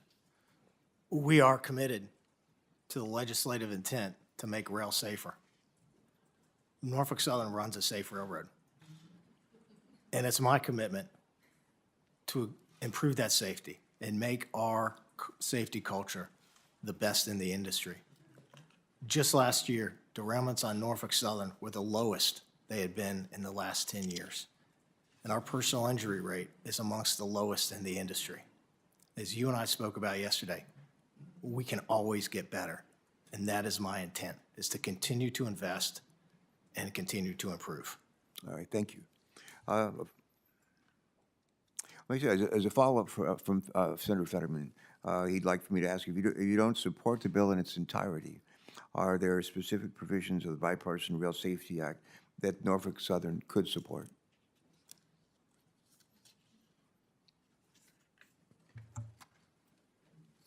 Yes, Senator, there are a number of provisions that we would absolutely support. The rail industry has been in support of tighter tank car standards for a number of years, and I understand that's in the bill. We support more training and more funding for first responders. We support enhanced wayside detector technology. And in fact, Norfolk Southern is leading the industry in a number of ways. You saw just this week a 6-point safety plan that included a number of issues in which we're implementing immediately to improve safety, including installing more wayside detectors. The first one was installed yesterday outside of East Palestine. All right, thank you. Another question for you, Mr. Shaw. One more question from Senator Fetterman. His staff has heard from local officials in Darlington Township that Norfolk Southern began giving inconvenience, that's in a quote, inconvenience stipends to individuals with an East Palestine zip code. After requests from Darlington, Beaver County, Senator Fetterman, along with Senator Casey and Congressman Delosio, Norfolk Southern extended the inconvenience stipend, but it's still not clear how wide that area covers. And Senator Fetterman asked, can you please clarify whether Pennsylvanians who left their homes after the derailment are entitled to this financial assistance from Norfolk Southern? Yes, thank you for that question. I'm, again, terribly sorry for the impact and the disruption that this has had on the local communities. I am proud of the fact that Norfolk Southern had established a family assistance center within 24 hours of the derailment. And we've assisted well over 4,400 families, including families from Pennsylvania. And earlier this week, we announced a much more comprehensive package totaling $7.5 million for Pennsylvania. And again, sir, that's just a down payment. All right. A follow-up to that, Senator Fetterman says he believes they need more insight into how Norfolk Southern coordinated with Pennsylvania agencies in the immediate response to the derailment. And while the national attention has been focused on the Ohio side, this derailment occurred less than a mile from the Pennsylvania border. Pennsylvanians live directly downwind from the chemical release and burn. Question, Mr. Shaw, again, this is Senator Fetterman's question. Why weren't the Pennsylvania Emergency Management Agency and Pennsylvania Department of Environmental Protection contacted until hours after the derailment? And is there a process in place to notify the relevant state agencies when a derailment of train cars containing hazardous materials occurs? If so, why hasn't this process been followed in this instance?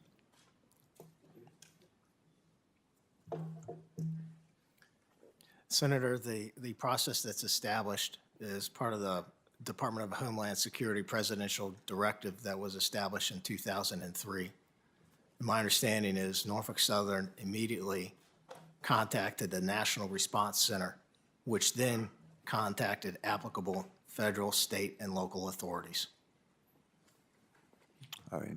Now we're going to turn to Senator Mullen for his questions. Thank you, for those Chairman. responses. Thank you so much for being here. And I'm going to add to Senator Capito's question to Ms. Shaw, or to Ms. Shore. I'm going to ask Mr. Shaw, would you speak to the fact that the waste is being disposed at a facility 17 miles from East Palestine?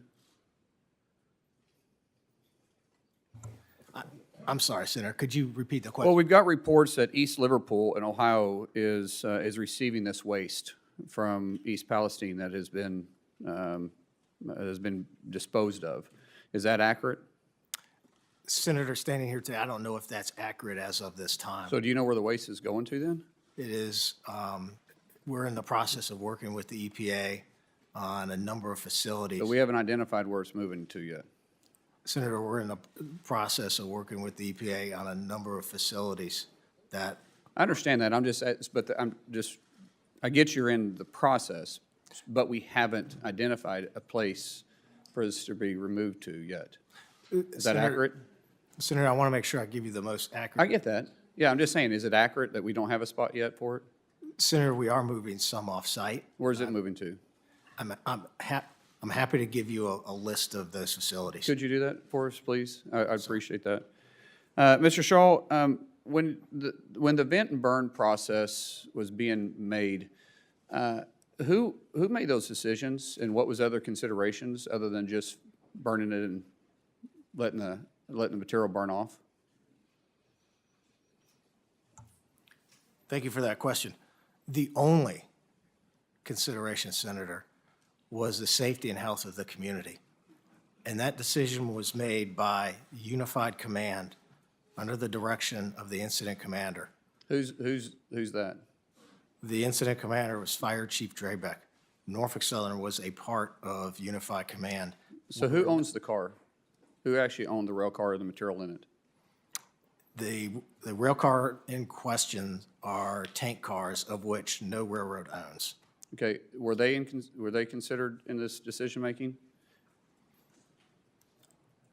Are they responsible for the content of it and the car itself, for the maintenance and the material in it? Isn't that correct?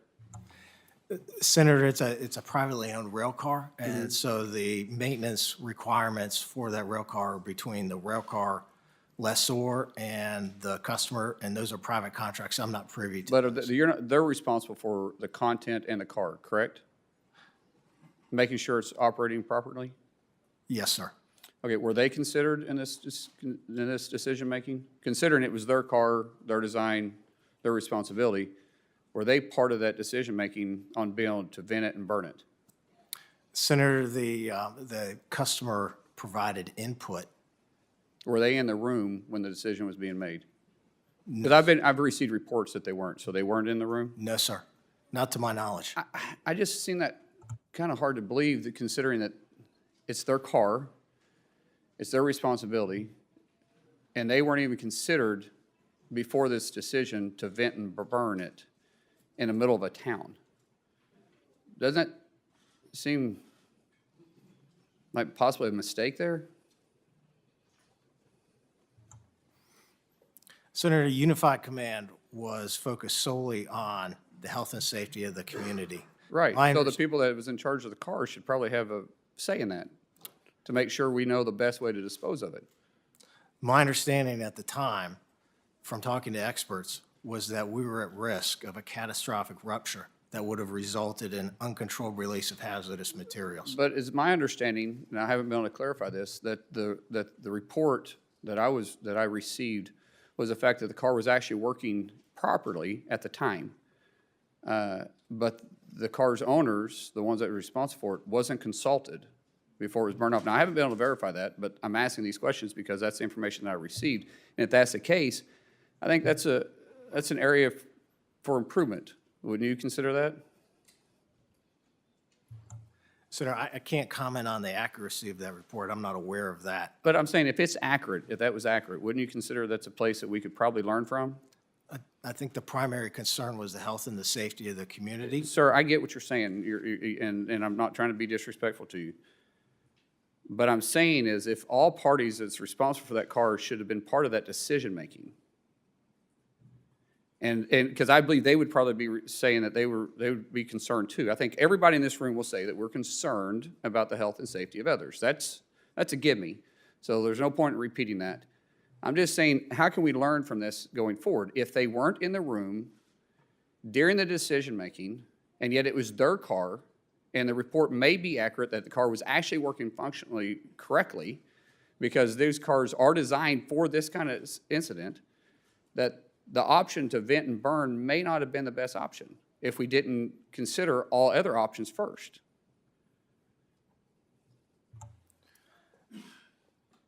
Senator, I understand that. The experts on the ground who were there were very concerned about the pressure in a car. Right. We also noted that other cars had been in a pool fire, and their unified command was aware that there was a concern for a catastrophic explosion that would shoot VCM gas and shrapnel. throughout I hear you. We're just talking in circles here. Chairman, what I'm trying to get to is the fact that if this car was designed by someone else, and if this car was owned by somebody else, and the function of that car was designed by somebody else and was responsible by somebody else, then how do we know that the car wasn't working properly to begin with? And that's a question that needs to be answered, because someone may need to be held responsible that made the decision to burn this off. Because some of this and a lot of this could have been prevented. With that, I'll yield back. All right. Thank you very much for those questions. And Senator Cardin, you're next. Thanks. Thanks for joining us, man. Well, first, Mr. Chairman and Ranking Member, thank you very much for scheduling this hearing. I want to thank all the witnesses that are at the table. And yes, I am very concerned that this was a preventable accident, preventable circumstance. The safety standards should have been able to deal with this. There needs to be full accountability. We need to make changes moving forward. We have concerns about corporate responsibility and decisions made at the corporate level. All that are areas that are of grave concern, I think, to every member of this committee. I represent the state of Maryland. The Ohio River may not flow through the state of Maryland, but its watershed does impact water in Maryland. So I'm interested, if I can, Mr. Harrison and Ms. Vogel, if I can get your understanding of how you're monitoring the quality of water as a result of this incident.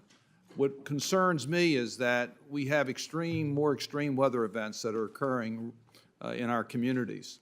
And as you're doing your monitoring, what precautions are you taking for extreme weather events that are likely to occur, and the impact that that could have, not just on Ohio and Pennsylvania, but perhaps even on Maryland, as it relates to water quality or even air quality? Thank you, Senator, for that question. I will speak to the work Orsenco has been doing to protect the Ohio River drinking water supply, and it really hinges on our great organics detection system, which is a number of scientific instruments, including 6 that are GC mass specs, which are very sophisticated instruments.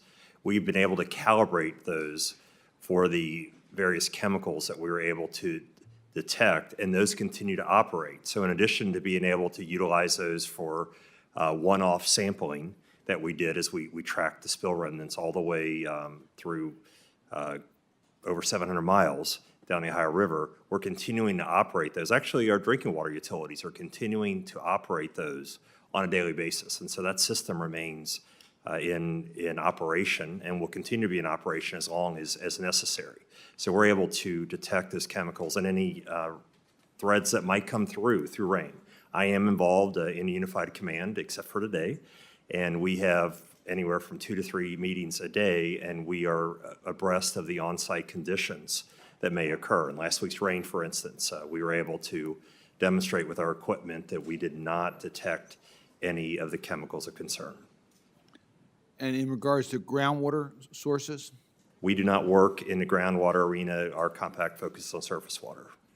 Ms. Vogel, can you add to this? Senator Cardin, thank you for your question. We appreciate the work of Orsenco. My team on the ground from AEP Ohio is sampling the surface water every single day. We're taking samples in 20 different locations. We have a website set up, an interactive map where you can see exactly where we're sampling and what we're sampling for. It's a broad array of chemicals of concern, but also volatile organic chemicals generally. We're posting those results. We're continuing to see dilution of the chemicals of concern.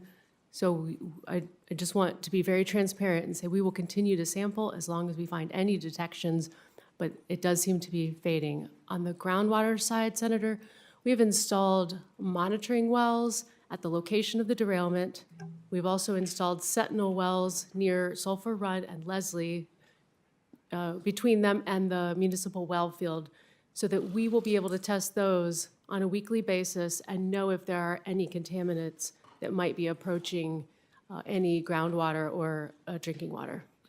And are you being totally transparent as you are doing this so that those of us that have concerns, particularly about impacts of extreme weather events, will be able to get contemporary assurances that the monitoring is being done? Yes, Senator, it's the #1 priority of the team on the ground to prevent any additional releases through rain events or, of course, from going any further than the initial contaminated area. That is our #1 goal with water management right now. But in terms of transparency, we're posting full lab results the minute we get them. The governor's very committed to being transparent and providing all of the information that we have when we have it. Thank you. Thank you, Mr. Chairman. Yes, and thank you very much for joining us today. I was told that Senator Ricketts is next in line, and if you're ready, I yield to you. Thank you. Thanks for joining us. Thank you very much, Mr. Chairman. And thank you to all the panelists for joining us here today. And of course, Nebraskans are praying for the people of East Palestine and this terrible tragedy. We've got a number of railroads that go across our state as well, and so we're praying for a good outcome here with regard to the cleanup. Ms. Shore, I'd like to address my first couple questions to you. I'm sure you agree that Americans deserve timely and helpful updates when it comes to an environmental catastrophe, right? Yeah. She nodded yes, okay, great. And you agree that Americans should be confident when they return to their homes that they're safe to return to, right? Okay. So what are some of the things that the EPA has learned from with your response here that you would use to be able to improve going forward with regard to, you know, we've heard how the people of East Palestine are not believing what the government's saying. What can the EPA do, or what have you learned from this to be able to help for the next incident, to be able to help the people of that community get the information, feels like it's safe to return to their homes? Thank you, Senator Ricketts. And first, let me say I bring greetings from your sister Laura, who's been a longtime friend of mine back in Illinois.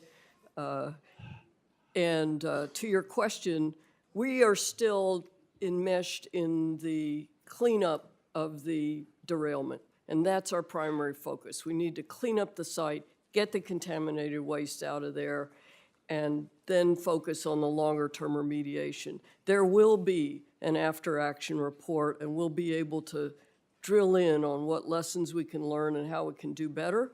But right now, we need to clean up this site as safely and quickly as possible and ensure that the necessary safeguards are in place to protect human health and the environment. All right, thank you, Ms. Shore.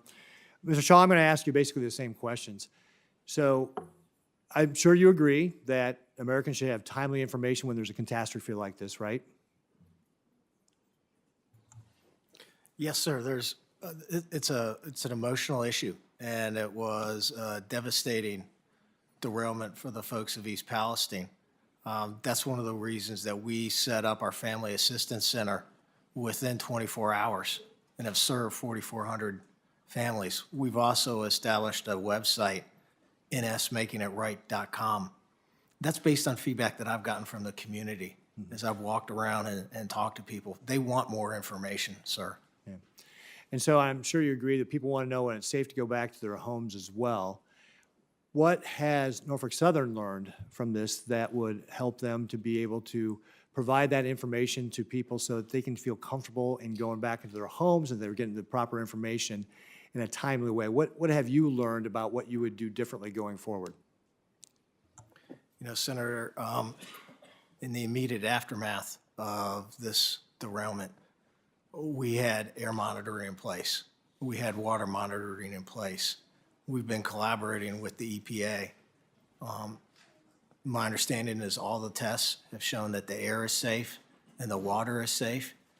Senator, to your point, when we set up our website, I asked the citizens of East Palestine for feedback.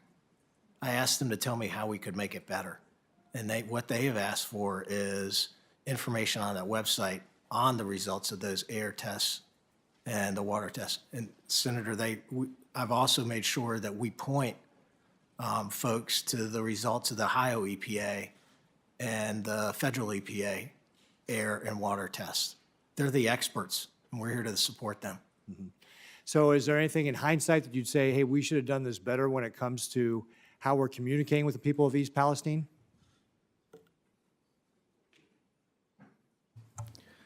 You know, Senator, there are always opportunities to improve communication. I was there very soon after the derailment.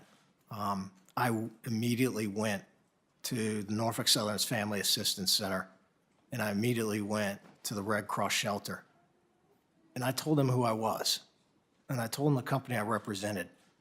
I made sure they knew that I was the CEO of Norfolk Southern. And I also made sure that I asked if they were getting everything that they needed from Norfolk Southern. All right. Thank you very much, Mr. Shum. I yield back. Thanks, Mr. And I think Senator Sanders, you're next. Thank you very much, Mr. Chairman. Let me thank the panel for being with us today. Mr. Shaw, you indicated in response to a question from the chairman that you, quote, "I'm committed to doing what's right," end quote. Well, I think all of us are committed to doing what's right, but the devil is in the details. Mr. Shaw, Wall Street, about a decade ago, in order to increase the profits they were earning in the rail industry, implemented a program called Precision Scheduled Railroading. The result of that is that Norfolk Southern reduced its workforce by almost 40% over 6 years. Meanwhile, in fact, Wall Street's goal was achieved. Profits soared for Norfolk Southern. You made over $3 billion in profits last year. I have been told by workers who work for your company and other rail companies that they are now being asked to do more work with fewer workers, and that includes safety inspections. So well before this disaster in East Palestine, we have been told about the potential safety hazards. Will you make a commitment right now to the American people that you will lead the industry in ending this disastrous precision scheduled railroading, which has slashed your workforce and made railroading much less safe? Yes or no, will you make that commitment? Senator, I understand your concern, and I share that concern. And if you'll permit, I have a couple points on that. I became CEO in May of last year. Ever since that point, Senator, we've been on a hiring spree. The number of employees at Norfolk Southern today is 1,500 more than it was this time last year. All right, you'll forgive me, I don't mean to be rude. We just don't have a whole lot of time. Yeah, I understand that, but you will not deny what you're trying to do is rebuild from the massive layoffs that took place. My question back to you again. Wall Street, not the industry, imposed this on the industry. Wall Street said, we're not making enough money. Cut workers, cut workers, cut workers, even if it endangers safety. My question to you, very simply, sir, will you lead the industry in doing away with precision scheduled railroading? That concept. Senator, in December of last year, I charted a new course in the industry. And I said we're going to move away from a near-term focus solely on profits, and that we're going to take a longer-term view that's founded on our engagement with our craft employees who are so critical to our success. We were the first to pivot out of it.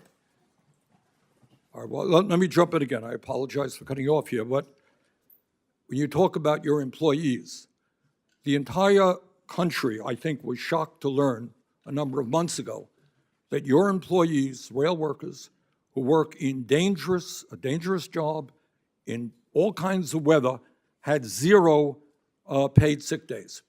Now, I know that is beginning to change, but I would ask you, given the fact that Norfolk Southern provided $10 billion in stock buybacks recently, can you tell the American people and your employees right now that in order to improve morale in your workforce, that you will guarantee at least 7 paid sick days to the 15,000 workers you employ. I do know you've made some progress.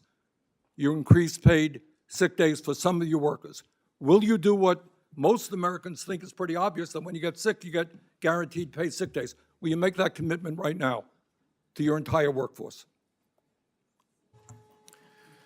Senator, with our latest agreement with our employees, which included a historic 24% wage increase and access to premium healthcare benefits, we immediately pivoted to talking to each of our local. I've been deeply involved. I introduced the amendment on the floor. I know the issue.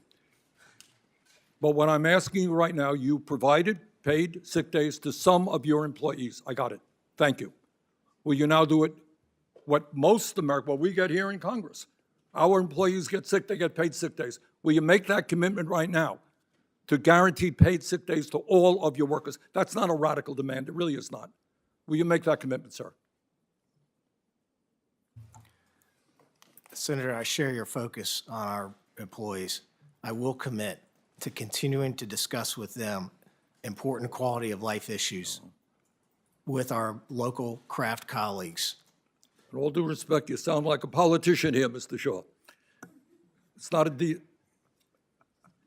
paid sick days is not a radical concept in the year 2023. I am not hearing you make that commitment to guarantee that to all of your workers. Clearly, we should have that for every worker in America. I'm not hearing that commitment. Will you make that commitment, sir? Senator, I'm committed to continuing to speak to our employees about quality of life issues that are important to them. All right, well, I'm chairman of the Health Education Labor Committee. We look forward to having that discussion. One last issue. You talked about covering. Senator Graham, Senator Graham is waiting to ask it, so Bernie, if you just keep it really brief. All right, last question. You talked about covering the needs of the people of East Palestine. Does that include paying for their health care needs? All of their health care needs? Senator, we're going to do what's right for the citizens of East What's right Palestine. is to cover their health care needs. Will you do that? Everything is on the table, sir. Thank you. All right, thank you, Senator Sanders. Senator Graham. Let's just sort of continue what Senator Sanders was talking about. This hearing is designed to make sure that this doesn't happen again. Is precision scheduling, what was the phrase that Senator Sanders used? Precision scheduling? What is it? Precision scheduling railroad. Okay. Did that have anything to do with this accident directly? Senator, thank you for that question. The NTSB report said the Norfolk Southern crew did everything that they were supposed to do, and I personally thank them for that. Okay, so let's get back to what we're here for, is try to solve the problem in front of us. What caused this? Senator, the NTSB report is still ongoing. I'm not waiting to act. It wasn't lack of personnel, right? There was no indication that it was lack of personnel. Or that they did anything wrong? The NTSB specifically said there was no indication that the NS crew did anything wrong. Okay, when we find out what happened, let's try to fix it. And we can talk about paid leave, and I think I may have actually voted for Bernie's amendment. I don't quite remember. But I want to focus on the moment we have here. How many times have you been to East Palestine? Senator, I've been there 5 times. Ms. Shore, have you been there? Senator Graham, I've spent 11 out of the last 30 days in East Palestine. Okay. Do you think you benefited from having been there and listened to the people? Very much so. What about you, Mr. Shaw? It's, yeah, it has really helped me. Yeah, it's good. I'm sorry? Yeah, it's good. That's a good Yes, answer. they are. Would you be willing to go to with President Biden if he chose to go there? Senator, I Would want you to, be willing to go with him if he asked you to go? Senator, I want to keep the politics. I'm not qualified. It's not a political question. The question is, if the president asked you to go, would you go with him? I'll go with anybody who wants to go and help the community of East Yeah, Palestine. Ms. Shore, same for you? If I'm asked to go, I certainly will. Yeah, well, so I'm calling on the president to ask both of you, and go. What's the downside of talking to people about going through a big trauma. I'm not, you know, him going there doesn't fix all of the problems, but I think it's a step in the right direction. And I just wish he would go there so we could all work to solve the problem. The more we know, maybe I should go there. The bottom line is, would either one of you have a problem living there full-time, given the condition on the ground? Do you feel it's safe to continue to reside in this town? Mr. Shaw? Senator, the EPA and the Ohio EPA have very high standards, and I trust their testing. And Would you live there, given what you've seen? yes, sir. Okay. I believe that the air is safe. I believe that the water is safe. There are hundreds of tests. Okay. There are millions of data points. Okay. They all point to the same thing. And I genuinely enjoy Okay. my conversations with the folks at East Palestine. Yeah, I'm sure they're traumatized, and every time somebody shows up, it's probably good. Ms. Shore, do you agree that it's a safe place to live? Senator Graham, science is EPA's North Star, and we follow the science. And I drunk the water there. I drink it every time I go to town Okay. because the scientific data shows that it's safe, Okay, as does the air. that's good. Ms. Vogel, you're from Ohio. Have you been there? I've been in East Palestine since February 3rd, with the exception of 5 days. Real dedicated effort here. Do you think you've been enriched by these visits? Has it helped Yes, you? yes, Senator. Do you think you've learned more about the problem having talked to these people? Unquestionably. Would you have a problem living there now? I mostly do. You do have a problem living there? I mostly live there. Okay, Senator. but so you're okay? Yes, sir. Okay, My well, team that's and I good. have been there. Okay, good. Well, the so last month. let's do what we can to make sure it's safe to live there. Let's make sure that we help these people. If they have medical needs, let's meet them. And let's find out what happened and try to fix it the best we can. Does that make sense to everybody on this panel? Okay. So whether or not we need to change overtime laws, we'll talk about that. But what I want to do is make sure that this committee understands that if you live there, everybody here believes it's safe to live there. I feel better about that. That the railroad company, the people operating the train, are not accused of being at fault. So let's find out what happened and fix it. And again, you have two senators from Ohio. They're putting together a product. I want to help them the best we can. And I'll just end where I began. I think the president would serve himself and the country well to go there. So please go. Mr. Graham, is that it? Is that it for you, my friend? All right, thank you. All righty. Before I turn to Senator Whitehouse for his questions, let me ask unanimous consent to enter into the record various materials detailing Biden administration's focus on safety and negligence to the community. We've heard allegations that the Biden administration is sacrificing safety. That's simply not consistent with what has happened in East Palestine or the Biden administration's numerous efforts to improve safety both before and since the accident. I want to ask unanimous consent to submit for the record various materials detailing the Environmental Protection Agency's immediate and ongoing response to the accident, as well as a document describing the Department of Transportation's immediate response to the accident, including the pipeline and hazardous materials safety administration activities, and a document showing concrete steps to strengthen rail and hazardous material safety that Secretary Buttigieg has directed the Department of Transportation to take since the derailment, and EPA's proposed rule to strengthen hazardous material management and accident prevention under the risk management program. And last but not least, I'd also note that President Biden called the Ohio and Pennsylvania governors in the first 48 hours offering assistance without objection. Mr. So Chairman, ordered. while we're in unanimous consent mode, may I ask unanimous consent to add to what you've asked, two articles, one titled Ohio Train Derailment as a Reminder of Plastics Dangers, another entitled This Deadly Chemical Should Be Banned, and then a pair of articles related to the contractor that has been hired by Norfolk Southern One entitled Oil Companies Rely on Controversial Firm to Rebut Colorado Health Study, and another entitled The Checkered Past of the Contractor Monitoring the Air in East Palestine.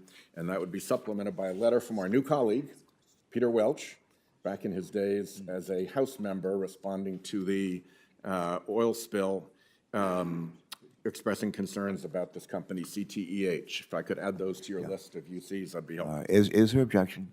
Hearing none, so ordered. Next, Senator Whitehouse, I think you are recognized for a question. Great, thank you. Mr. Shaw, the news is reporting that there's just been a significant derailment in Alabama of one of your trains. I certainly hope that all of your team and anybody in the vicinity is safe and well. You may need to look into that, but I wanted to mention that. I'm interested in my questions in the extent to which politics has played a role in this situation. In 2015, the federal government issued a new regulation requiring trains like yours that carry certain dangerous substances to be equipped with electronic brakes. Along with other industry stakeholders, Norfolk Southern stated that the regulation was, quote, not in the public interest, and the industry successfully got the regulation watered down. Just 3 years later, the Trump administration fully repealed the regulation. And I will ask you a question for the record for your attorneys and staff to reply to about for all communications between your company and your trade association with the Trump administration relative to that repeal. You don't have to respond now. That's just a coming attraction through our QFR process. I also note that since 2002, the rail industry has spent more than $650 million on federal lobbying, with another $60 million spent on state lobbying. The 5 largest spenders were the Association of American Railroads, your major trade group, BNSF Railway, CSX Corporation, Union Pacific Corporation, and you can answer for me, who was the 5th big spender? I'll give you a hint. It's Norfolk Southern. Do you know how much it was that Norfolk Southern spent on lobbying during that period? No, sir, I don't. Okay, for the record, $69 million. Norfolk Southern lobbies through the National Association of Manufacturers as well. Do you, by any chance, know how much Norfolk Southern gave to National Association of Manufacturers in 2016 and 2017 when it was opposing the braking regulations I mentioned?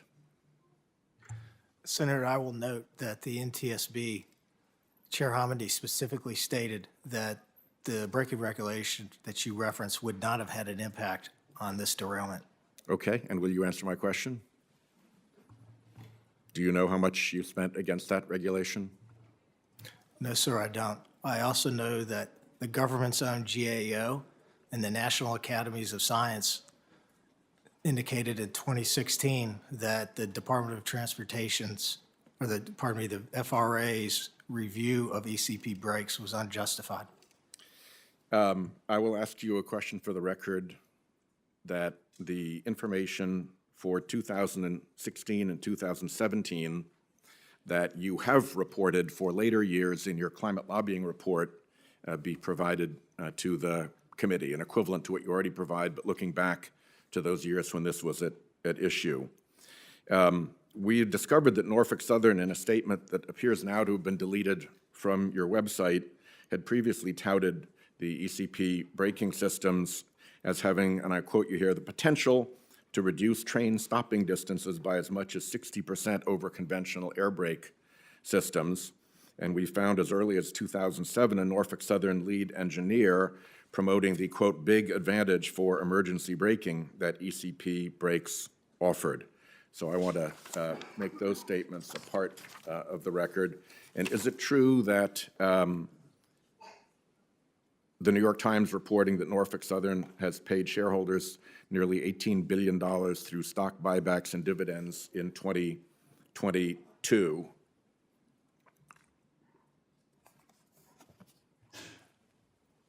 The New York Times is reporting what, sir? That Norfolk Southern paid its shareholders nearly $18 billion through stock buybacks and dividends in 2022. Sir, I have a different perspective on that, or, Is the number right? no, sir. Setting aside your perspective? No, sir. Okay. Then let me add to my QFR list your view of what the accurate number is as opposed to the New York Times number. All right?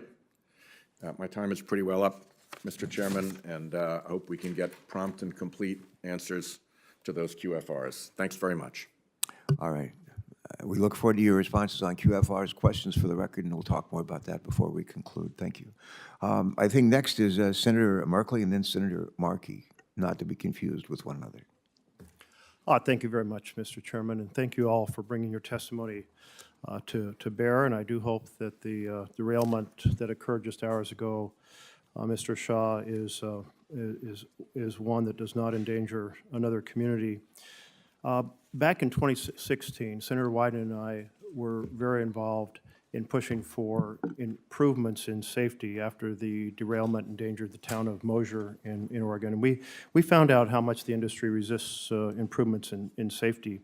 That following year, Norfolk Southern was invited to participate in a conversation with the administration, and they submitted a 23-page submission of rules and federal guidance of things that they wanted safety regulations to be removed. Now, you've noted you're turning over a new leaf in this regard. So can we count on you and your team of lobbyists to push for safety improvements rather than lobbying against those improvements? Yes, Senator, I share your concern and your focus. I don't share my concern. I just want to know, will your team lobby for safety improvements rather than against them? Senator, we will continue to follow science. We will continue to follow data.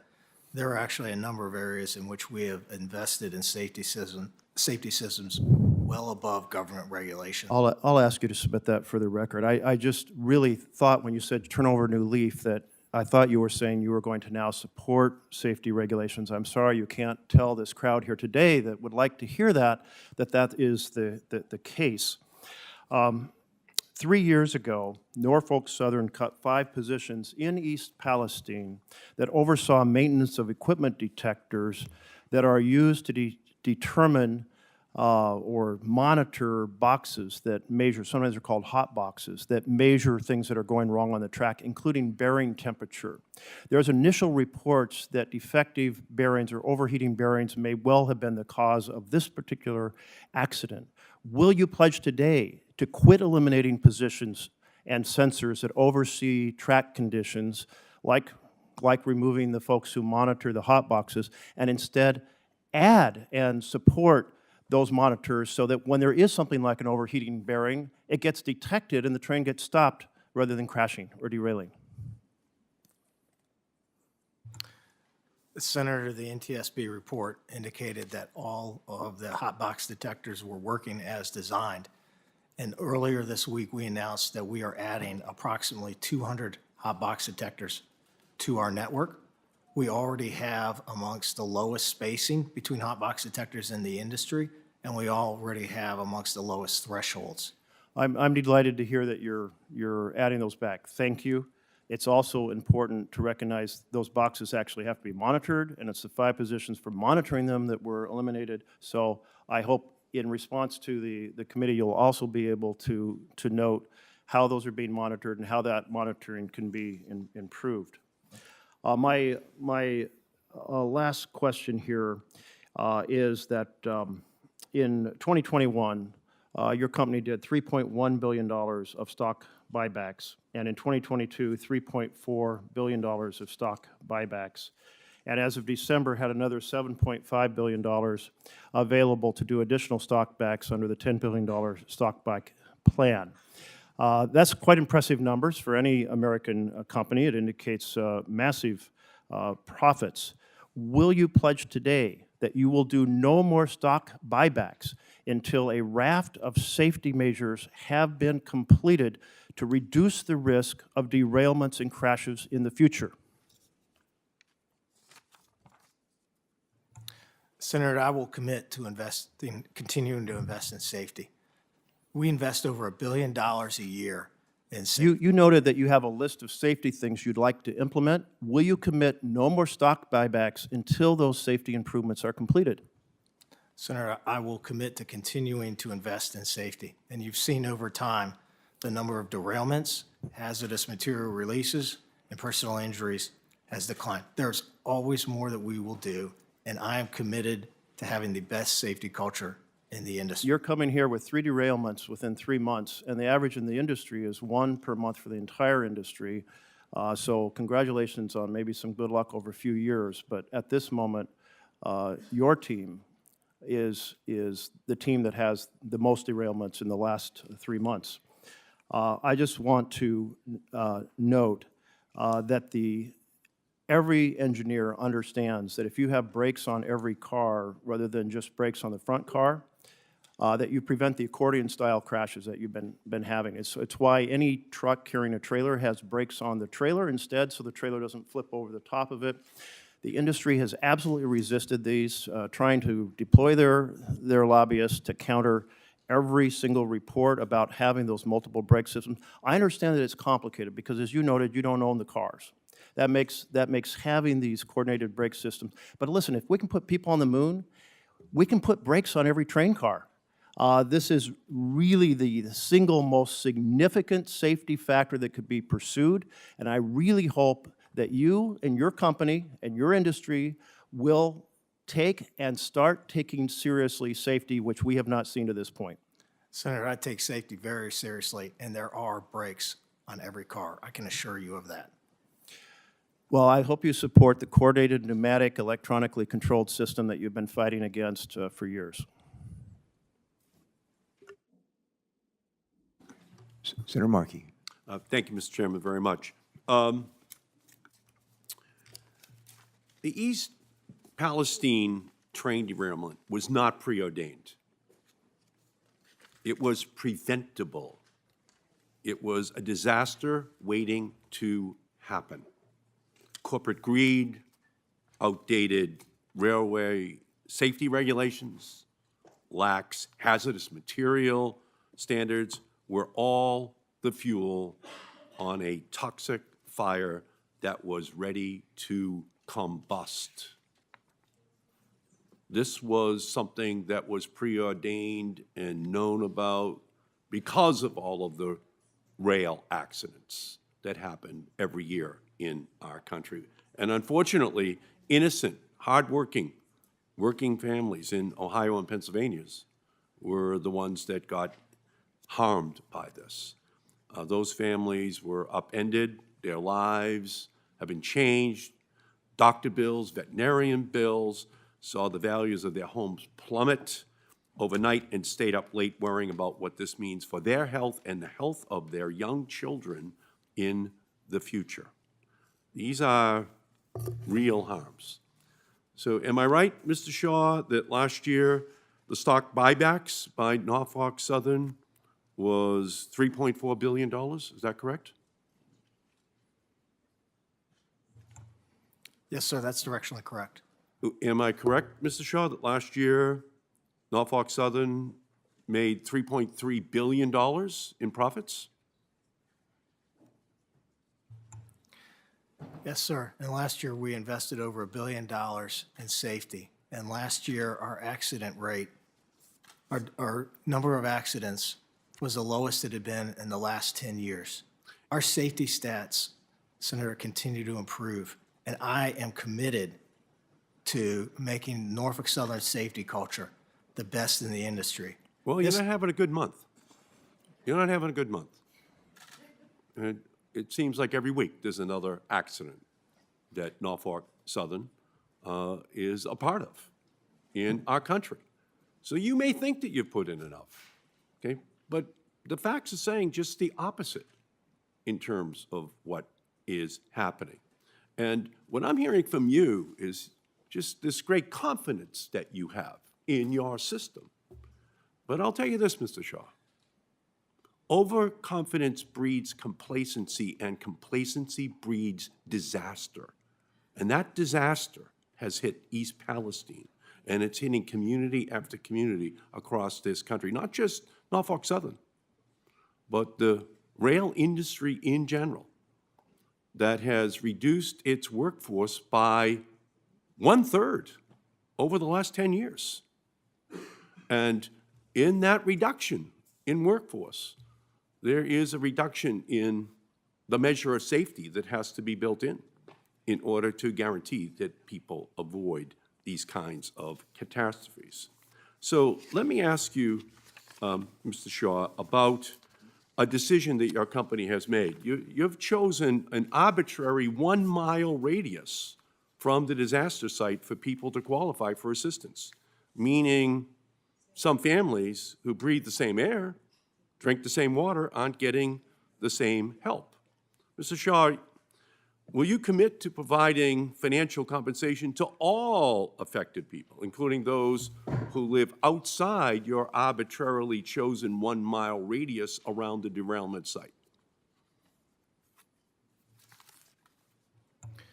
Senator, we've made our Family Assistance Center and payments available to folks within the zip code, within Darlington Township. We've committed. Will you commit to helping those people outside of the 1-mile radius? That's my question. Yes or no? Senator, we already are. You already are? Yes, sir. All right. Well, that's not clear. Will you commit to compensating affected homeowners for their diminished property values? Senator, I'm committing to do what's right. Well, what's right is a family that had a home worth $100,000 that is now worth $50,000 will probably never be able to sell that home for $100,000 again. Will you compensate that family for that loss? Senator, I'm committing to do what's right. That is the Long-term. right thing to do. These are the people who are innocent victims, Mr. Shaw. These people were just there at home, and all of a sudden, their small businesses, their homes are forever going to have been diminished in value. Norfolk Southern owes these people. It's an accident that is basically under the responsibility of Norfolk Southern, not these families. When you say do the right thing, will you, again, compensate these families for their diminished, lost property value for homes and small businesses? Senator, we've already committed $21 million, and that's a down payment. That is a down payment. Will you commit to ensuring that these families, these innocent families, do not lose their life savings in their homes and small businesses? The right thing to do is to say, yes, we will.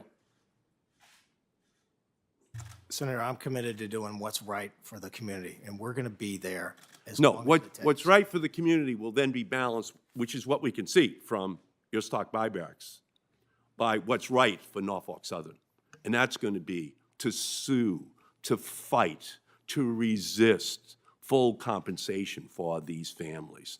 That's the pattern we've seen over the last 10 years in your 1/3 reduction in workforce with its natural concomitant reduction in safety. Okay, then I'll go to you right now. We're not hearing the right things today. These families want to know long-term, are they just going to be left behind? Once the cameras move on, once the national attention dies down, you know, where will these families be? I think they're going to be in the crosshairs of the accountants of Norfolk Southern saying, we're not going to pay full compensation. That's why we're going to stay on this case until everyone in East Palestine is given the justice which they deserve.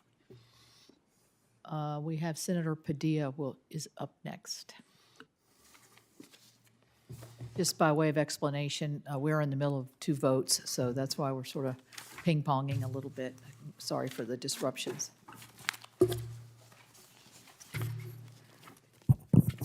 Thank you, Madam Chair. I understand while I stepped away for the votes you just referenced, there's been additional questions about the stock buybacks, which I may have some follow-up on, as well as follow-up to the precision scheduled railroading that I know Senator Sanders, Senator Graham, among others, have raised. But let me actually ask a question of Ms. Shore. Let me just find my place here. In the spirit of holding polluters accountable. So we know what brings us here today is the incidents, plural now, in East Palestine, but I think we can all agree that we need to hold polluters accountable.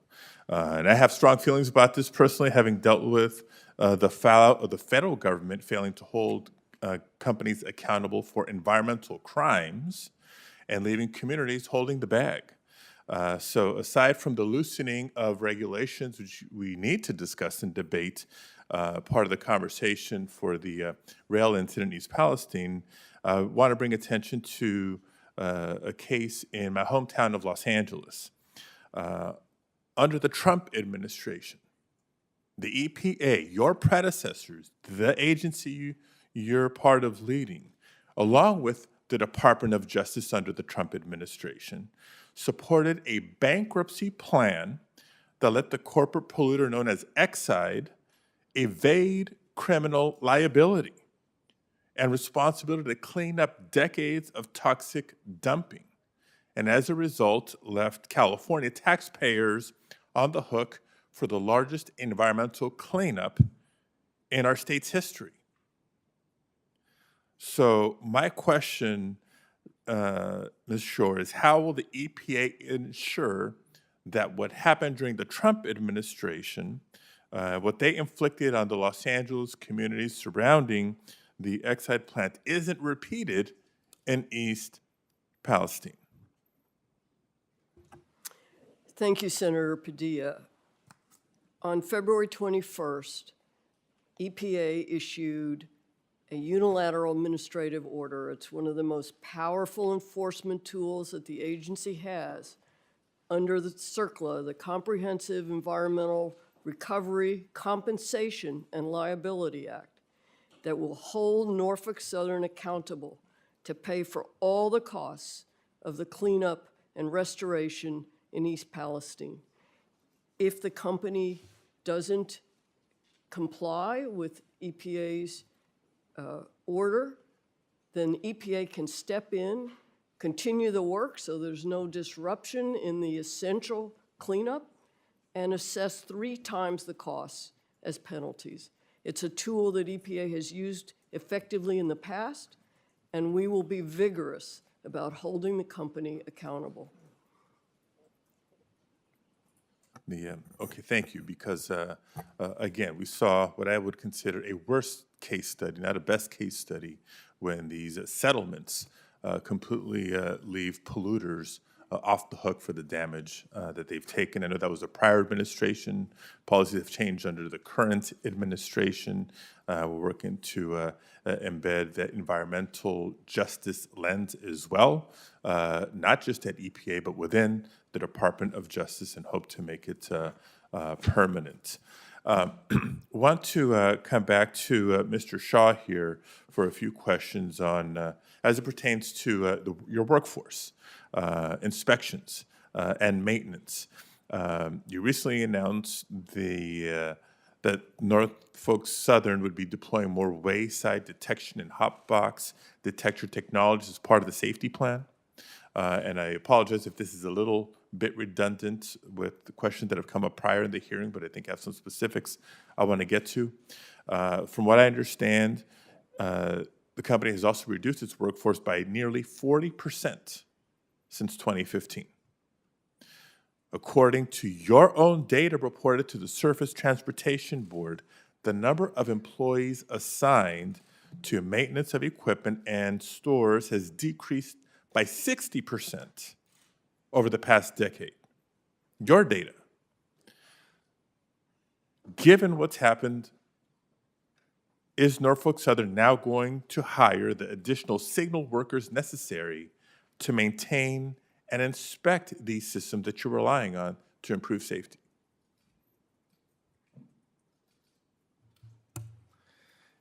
Yes, Senator, thank you for that question. The NTSB report was very clear that our hot box detectors were working as designed. We have taken it upon ourselves to install more hot box detectors as needed. Senator, I became CEO of Norfolk Southern 10 months ago. And Senator, ever since then, we've been on a hiring spree. We are aggressively hiring employees. Right now, our pipeline of conductor trainees is amongst the highest in our history. And I'm not going to stop. So let me be specific. You say you're on a hiring spree. I want to be specific to the signal workers necessary to maintain and inspect the systems. Senator, if we need to hire more signal workers to maintain and inspect the signals, we will absolutely do Let that. me ask you this question, and I don't know if you've worked the line or at least walked the line, but how many sensors or length of track are assigned to each worker? Senator, I don't have that specific information. Do you know if workers are specifically dedicated to the inspection and maintenance of these technologies, or if it's just one on a long list of responsibilities they may have in the course of a day? Senator, I don't know the specifics to that. I'm happy to get that information to you. Well, let me tell you why I ask. According to the AFL-CIO's Transportation Trades Department, the amount of time carmen have to inspect each car in a train has been reduced by 2/3, from 3 minutes to now just 60 seconds per car. 60 seconds. Do you know how long it takes to walk the perimeter of a single car? Do you think 60 seconds is enough to not just walk the perimeter of that train car, but does that leave enough time for an actual thorough inspection?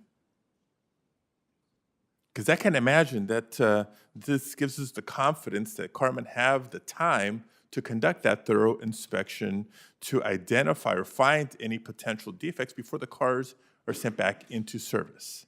So I know initial reviews and studies have said the sensors were or weren't working, as you mentioned, but the investigation is not complete, right? NTSB is still doing some follow-up work. So sorry to drill down on a specific, but these specifics matter. And it's not just the technologies, it's the workforce necessary to install, to maintain, and to ensure that they're properly functioning. And to me, it just falls into the greater pattern that we've seen of the past decade. Workforce overall reducing, corporate compensations to stock buybacks on the upswing when the workforce that keeps the trains running and running safe is what's being compromised. I know my time is up. Thank you, Madam Chair. Senator Stabenow. Thank you very much, Madam Chair, and thank you to everyone for being here. This is obviously incredibly serious. Mr. Shaw, Norfolk Southern's lack of transparent communication with impacted states, I'm specifically thinking of Michigan now, during the cleanup process concerns me. Do you think it was acceptable that the company started moving toxic waste from East Palestine to Michigan without notifying Michigan officials?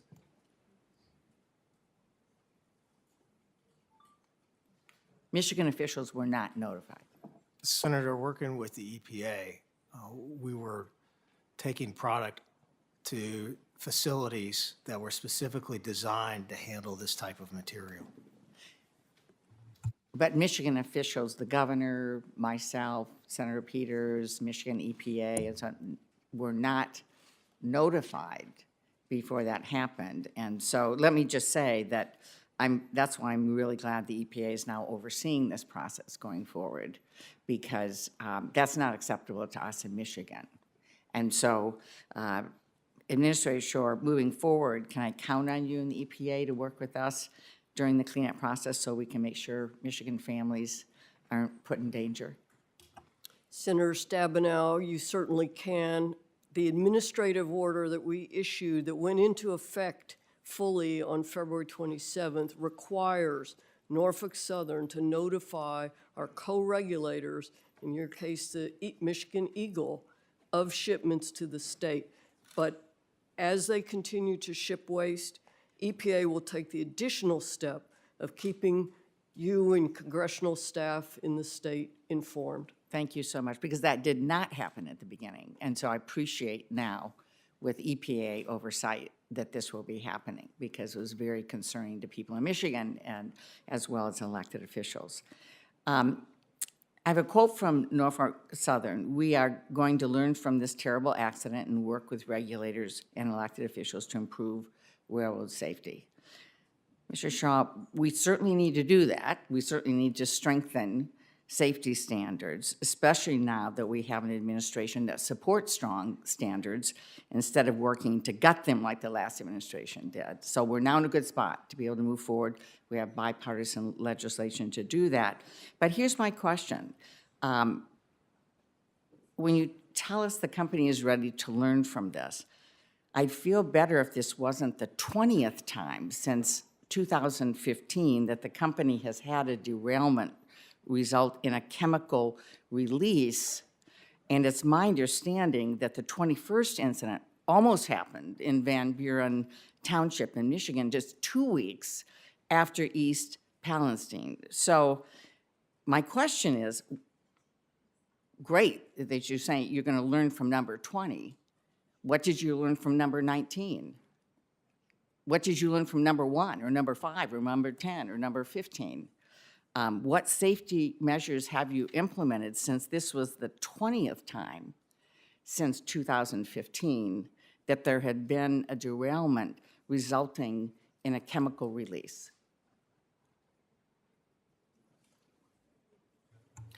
Senator, I think that's the right thing to focus on, and I'm focused on it too. We invest over $1 billion a year in safety, and you've seen over time the number of derailments and hazardous material releases and personal injuries decline. We will continue to get better, and I'm committed to creating the best safety culture in the industry. Just this week, we announced several new initiatives to enhance safety, which included more hot box detectors across our network, partnering with other railroads to share best practices on hot box detector technology.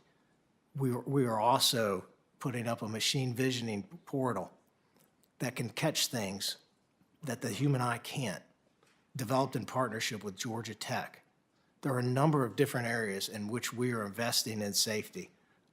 I am very confident in the NTSB process, which is focused on, right now, a wheel bearing that failed and noted that the Norfolk Southern crew and the hot box detectors and the track were all operating as appropriate.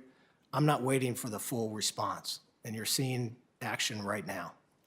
I appreciate that. I think it's probably hard for families and businesses in East Palestine to hear this, though, when if that had been done in response to number 18 in the derailments, or number 15, or number 4, or any of those, we wouldn't have had number 20, which is what's happening to the community right now. And my heart goes out to them and what they're having to deal with, and frankly, having had these different but similar situations with toxic substance in Michigan and so on, this is going to take a long time for them to be able to recover. And so this is number 20. I don't want number 21 in Michigan or any place else for that matter. And we've talked a lot about the investments that you're looking at and making in the community, which you need to do legally, morally, ethically, in every which way.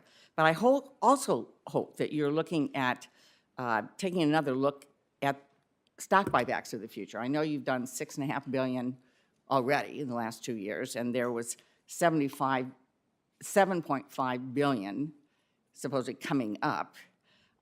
It'd be a better use of that money if, in fact, you were investing in aggressive, responsible safety measures and making this community and any other community whole. Thank you. Thank you, Senator Stabenow. I've got a couple of questions, and then Senator Capito is going to ask some questions, and then we'll probably go to a closing statement. But last August, EPA proposed, this would be a question, I think, for Administrator Shaw and for Mr. Shaw, for both of you. But last August, the EPA proposed to amend its regulations for the risk management program, as you probably know, which is an important program to help businesses avoid and address hazardous chemical accidents. EPA's proposed changes would improve the accident prevention program, enhance emergency preparedness, and increase public availability of chemical hazard information. The goals of these changes is to improve public awareness, and to improve preparedness, and to improve safety. However, the Association of American Railroads, I'm told, of which Norfolk Southern is a member, submitted comments to EPA expressing concern about the proposed changes. Those comments assert that the safety requirements that EPA proposed would, this is a quote, have limited use, close quote. And let me just ask Administrator Shaw, can you explain how the risk management program and EPA's recent proposed changes will help protect the health and safety of first responders and the local community? And then I'll turn to Mr. Shaw. But Ms. Shore. Oh, sure. Yeah, Administrator Shaw, can you explain how the risk management program and EPA's recent proposed changes will help protect the health and safety of first responders and the local community? Thank you, Chairman Carper. Certainly, accident prevention is a top priority at EPA. The risk management program rule has been successful in reducing the frequency of accidental releases at regulated facilities. But as I understand it, it doesn't pertain to rail transport. So there's work that we can do there to try to protect first responders who are responding to derailments and releases resulting from rail accidents. Okay. Mr. Shaw, does Norfolk Southern oppose EPA's proposed changes to the risk management program to enhance our preparedness for chemical accidents? Senator, I apologize. I'm not familiar with that program. I'm happy to review the legislation or the program and discuss it with you further. I have a sincere appreciation for the first responders from Ohio and Pennsylvania, some of whom are joining me on this panel, and West Virginia, who ran to the scene. As a result, we just announced yesterday a regional first responder training center that will support the first responders of Ohio, Pennsylvania, and West Virginia. And every year, we train approximately 5,000 first responders, and so we are committed. Is that in the states in which you operate? Yes, sir. No. Okay. All right. Last question. This is really a question for all of you, and Mr. Brewer, I'll start with you. And but the questions for all witnesses. My colleagues, including certainly a ranking member, have heard me say that in adversity lies opportunity. That's Einstein. Pretty smart guy. Most people remember Einstein for saying the definition of insanity is to do the same thing over and over again and expect a different result. That might be pertinent here today as well, but I always believe that in adversity lies opportunity, and that's the way I approach life, and I think it's the way a lot of us approach life. But the this environmental tragedy creates not just tragedy and heartbreak, real heartache for a whole lot of people, but it but also creates some opportunity for us to examine not only what went wrong in the on the heels of this derailment, but also to look at some of the moments where things went right, And I'm going to ask each of you, and Mr. Brewer, I just want to start with you, to just very briefly speak to something you believe has gone well, and while working together across many entities to navigate the response to this environmental disaster. Can you give us an example or two of what you thought went particularly well? Sure, I think, relationships we have with everyone up here, the other responders, was positive. Initially, we had good relationships, good communications with as I said, the boots on the ground. It may not be that way whenever the boss has gone on scene, and I said that. But, and as Mr. Shaw said, training, collaborative training from the railroads is something that positive will come out of this, I think. All right, good. Mr. Harrison, same question. Share with us something you think has gone well and needs to be lifted up. Go ahead. For Sanko, the success of our partnership investment in planning, building the organic detection system, training our staff. This was not a unique response. We get several hundred reports of potential spills a year from the National Response Center. So we have been doing this for decades, and so having the ability to put that in place, I think, has been very positive, and also just to demonstrate how our team and our system and our partnership works. All right, thanks. Ms. Vogel, same question, please. Chairman, the mayor of East Palestine and the fire chief have really done such an exceptional job representing their community, protecting their community, connecting their community with people who can provide scientific answers. They've done such an incredible job refuting misinformation that's out there, that we're, getting people connected with the scientists either at Ohio EPA or US EPA. And I do think that's an example of something that has gone very well. All right, good, thank you. Sure. Chairman Carper, I think what has been remarkable, though it should be standard, about the response to this disaster in East Palestine is the way local, state, federal agencies have worked collaboratively together, that it's not been about politics but about people. You've seen Democrats standing with Republicans. President Biden was on the phone to Governor DeWine saying, whatever federal resources are needed, they will be there for you. He did the same with Governor Shapiro of Pennsylvania.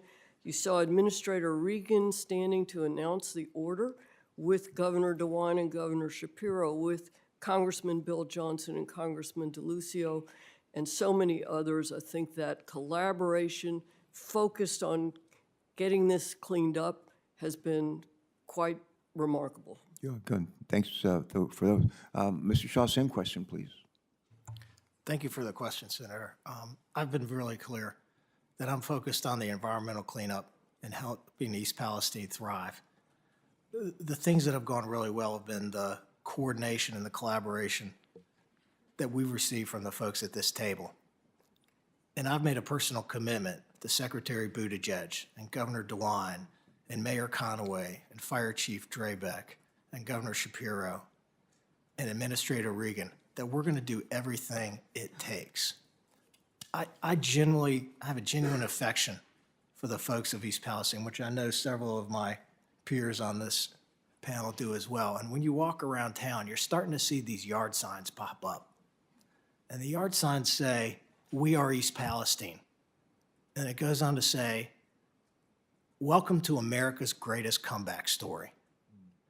And Senator, I want to make sure that that happens. Yeah, we have a great opportunity here if we can collaborate and work together to lift, not just to lift up, not just to address the immediate problems and crisis, but actually to empower the people of East Palestine and the communities around them, to empower them. And I think that's a good thing that can come out of this. Senator Capito, thanks so much for your work on this. Thanks. Thank you, and I think it's, in my opening statement, I said we need to find out what went right and what went wrong. So I really appreciate the comments of what went right. I'm going to go back to the other side. I'm still very disturbed about the communication issue, because we've seen it already in the panel. Ms. Vogel said initially there were some, you had the need to refute poor information, and that there were some communication gaps. Mr. Brewer has said that there were some communication gaps, at least as far as 1 car to 5 cars and maybe some other things. And I understand in the haze of what was going on at the very beginning, some of that is going to occur. Senator Stabenow said she didn't know, her governor didn't know that cars were being brought to Michigan carrying hazardous materials. And it seemed as though, even though the EPA has to okay where Mr. Shaw and Norfolk Southern takes this materials, it was a little passing, who's supposed to do it? I mean, Ms. Shore said that Mr. Shaw is supposed to, it seemed to me to be a shared responsibility, but we can't get it. All I'm getting back to is if you're sitting there in East Palestine or in Beaver County, Pennsylvania, you're seeing this huge pile of hazardous materials and you're smelling it. And the reason, I'm coming from this as been from a community of Charleston, West Virginia that had a chemical spill in the early 2000s that everybody told us was safe to drink, but it still smelled. And you just lose your trust in what people are telling you. And this is what the neighborhoods and the surrounding areas are doing. So then when I asked the question, where is this material going? Both Ms. Shore and Mr. Shaw said, it's going somewhere, but we don't know where. What does that do to trust?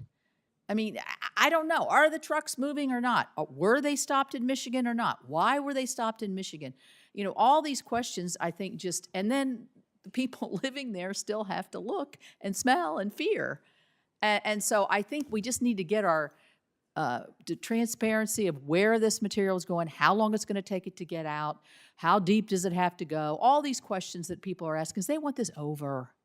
And that's what you're trying to do, trying to get it over and make it safe. So as we go to lessons learned on the communication, I would just hope that we, in the after report that we know is going to be generated, that this is really a key part of what everybody looks at. From all the different respondents, both from Norfolk Southern all the way to the people right there. Do you know what's burning? Do you have the right equipment? Do you have the right firefighting equipment? Because chemical fires are different than other kinds of fires. I don't need to tell you your business, but you know all that. And so I'm still very concerned about the communication aspects. And I know Governor DeWine has been right there front and center, and I want to thank him for that, and you all too. So that's my comment there. My question is from Mr. Harrison at Orsenco.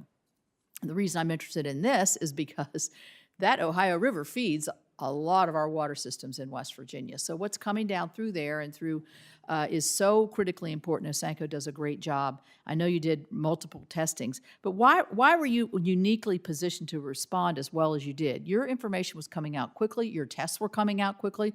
My understanding is your tests and Ohio's tests were coming out much more quickly than the EPA's test. Is there truth to that? And why can you come and respond as quickly as this? We need your microphone. In Orsenco, I appreciate that. We have been working to protect the Ohio River as a drinking water, industrial water supply for 75 years. And so through our preparations, I have a great team of 22 professionals and our partnerships. We've been doing this for decades. And so as we work with the drinking water utilities, we have a partner, Greater Cincinnati Water Works, that ran companion testing with us. So we had results that we could put on our website that went through proper QA/QC very quickly. We had the encouragement of Governor DeWine and Director Vogel to get that up there as soon as possible. And so we've been doing that. We've been able to show a map of where the sampling is occurring, and we've been able to update that as we get new results from Greater Cincinnati Water Works. And then we also have our screening data. So this is something that we prepare for. We work closely with our 30 drinking water utilities, our state agencies. And so although this is certainly a challenge, we respond and work through numerous spills. And so this is through preparation. Does anybody want to comment on my communication tirade I just had? Is there a ways to improve that? Or am I over-exaggerating? I'm just looking at it from the eyes of a homeowner sitting in East Palestine, seeing this mess in front of them and trying to figure out when can I make sure that I can bathe my child in the water and feel that it's 100% safe? So do you all have any suggestions here on how to make communications better, quicker, faster, more accurate? Because if you leave a gap, you see what happens in the gap. Ms. Vogel, did you have a suggestion? Senator, I can comment on one thing that Governor DeWine began doing about 2 weeks ago, is putting out a daily an email and posting on the website a press release that goes out daily that contains all of the facts that you're talking about, to say where exactly the waste is going, how much is going off-site, what sampling data is back, what test results are back, exactly to your point, to make sure that we are providing good information on a daily basis. Anybody got Mr. Shaw?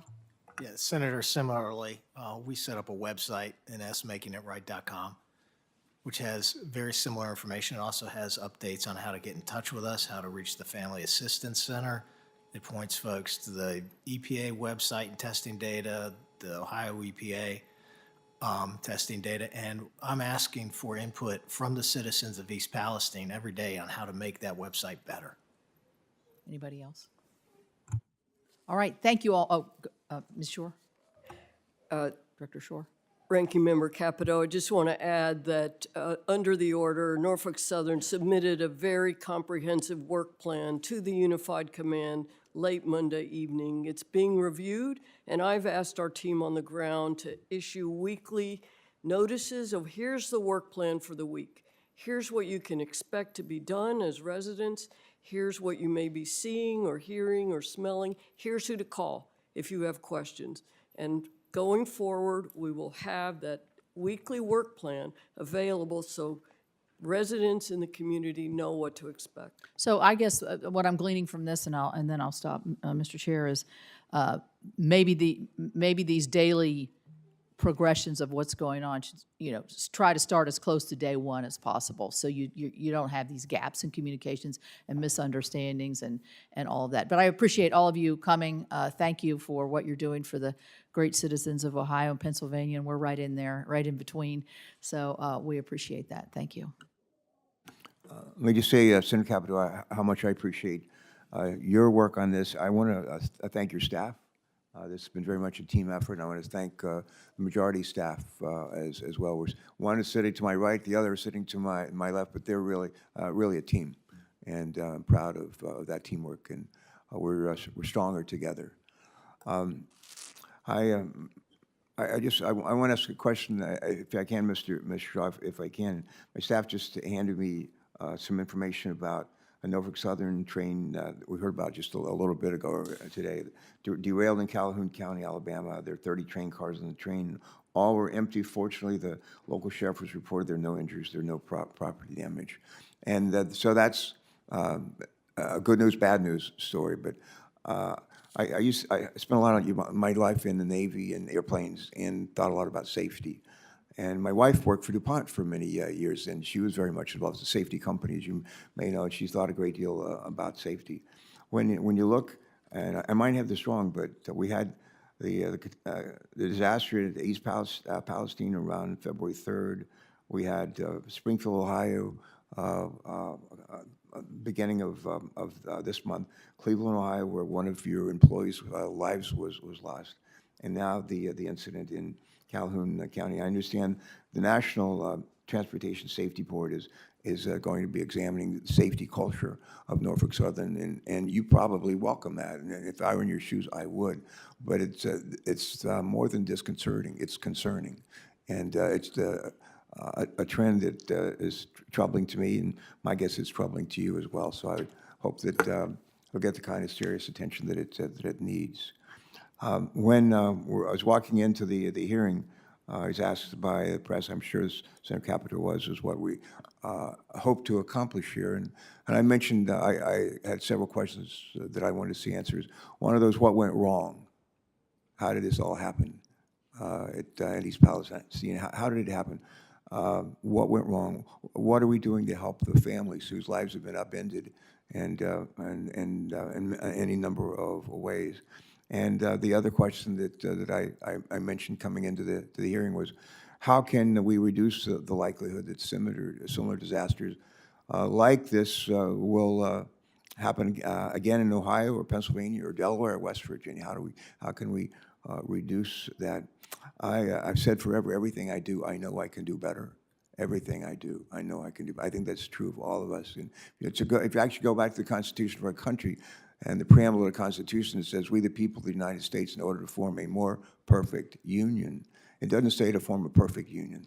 It says a more perfect union. And the expectation all those years ago and still today is for us to do better as we go forward. I have a printed statement here. I'm going to read this as well and then close off, which is one more comment straight from my heart. But in closing, I want to thank our witnesses for your time and testimony today. I want to thank our colleagues who came and testified before us today, and those that are working in a bipartisan way on legislation to help address these concerns.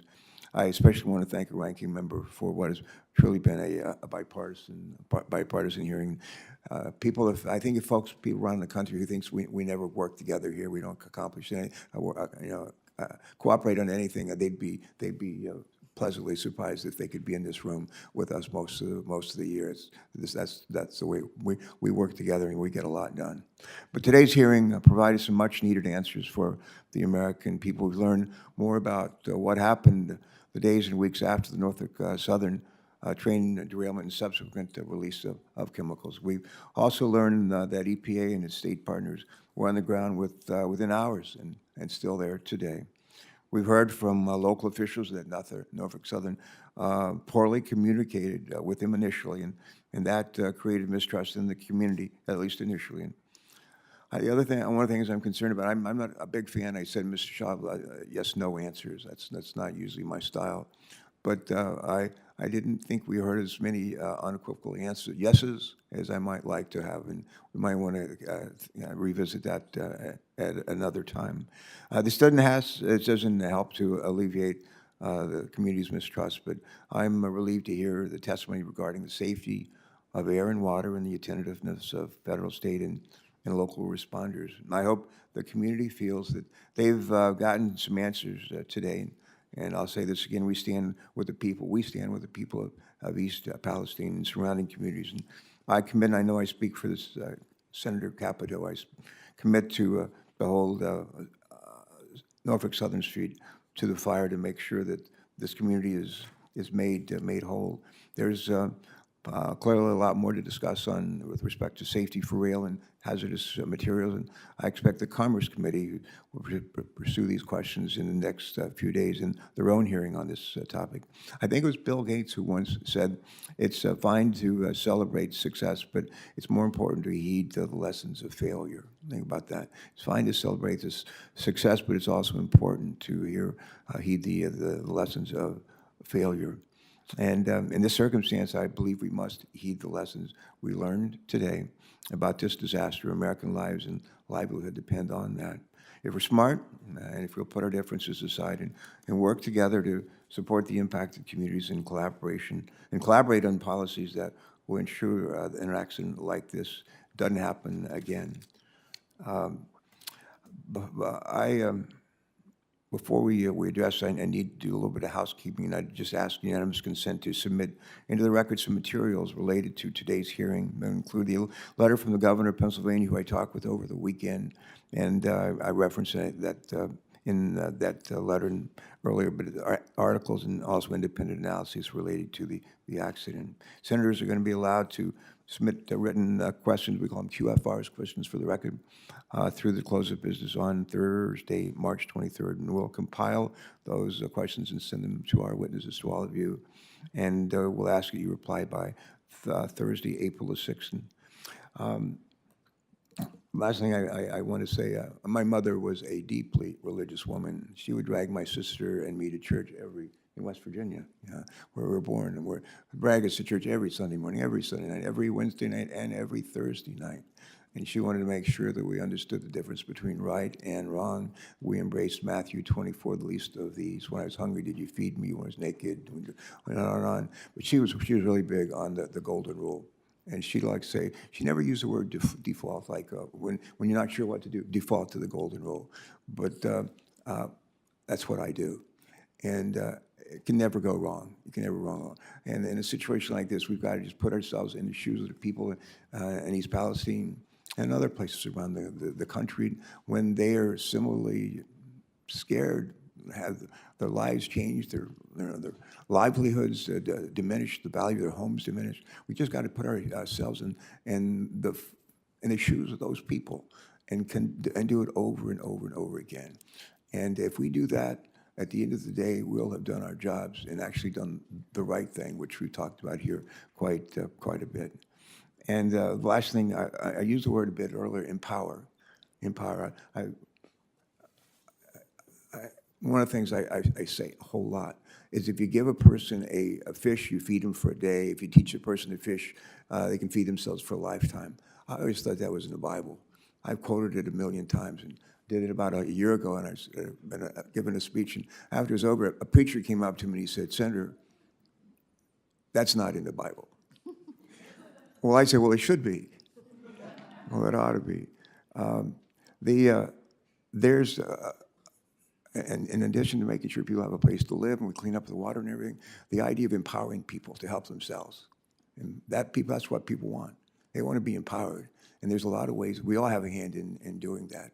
And I pledge that that's going to be part of our focus on this committee going forward. And again, to a guy who used to ride the train a lot, Albert Einstein used to ride the train a lot on the Northeast Corridor 100 years ago. And again, he did say more than a few times, in adversity lies opportunity. Lots of adversity here. Lots of adversity here. But we're not out without opportunity as well.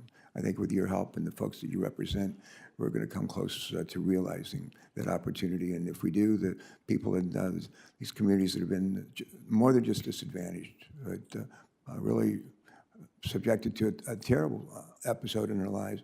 But at the end of the day, I hope they'll say, well, they must have read the golden rule somewhere, because they've come through for us.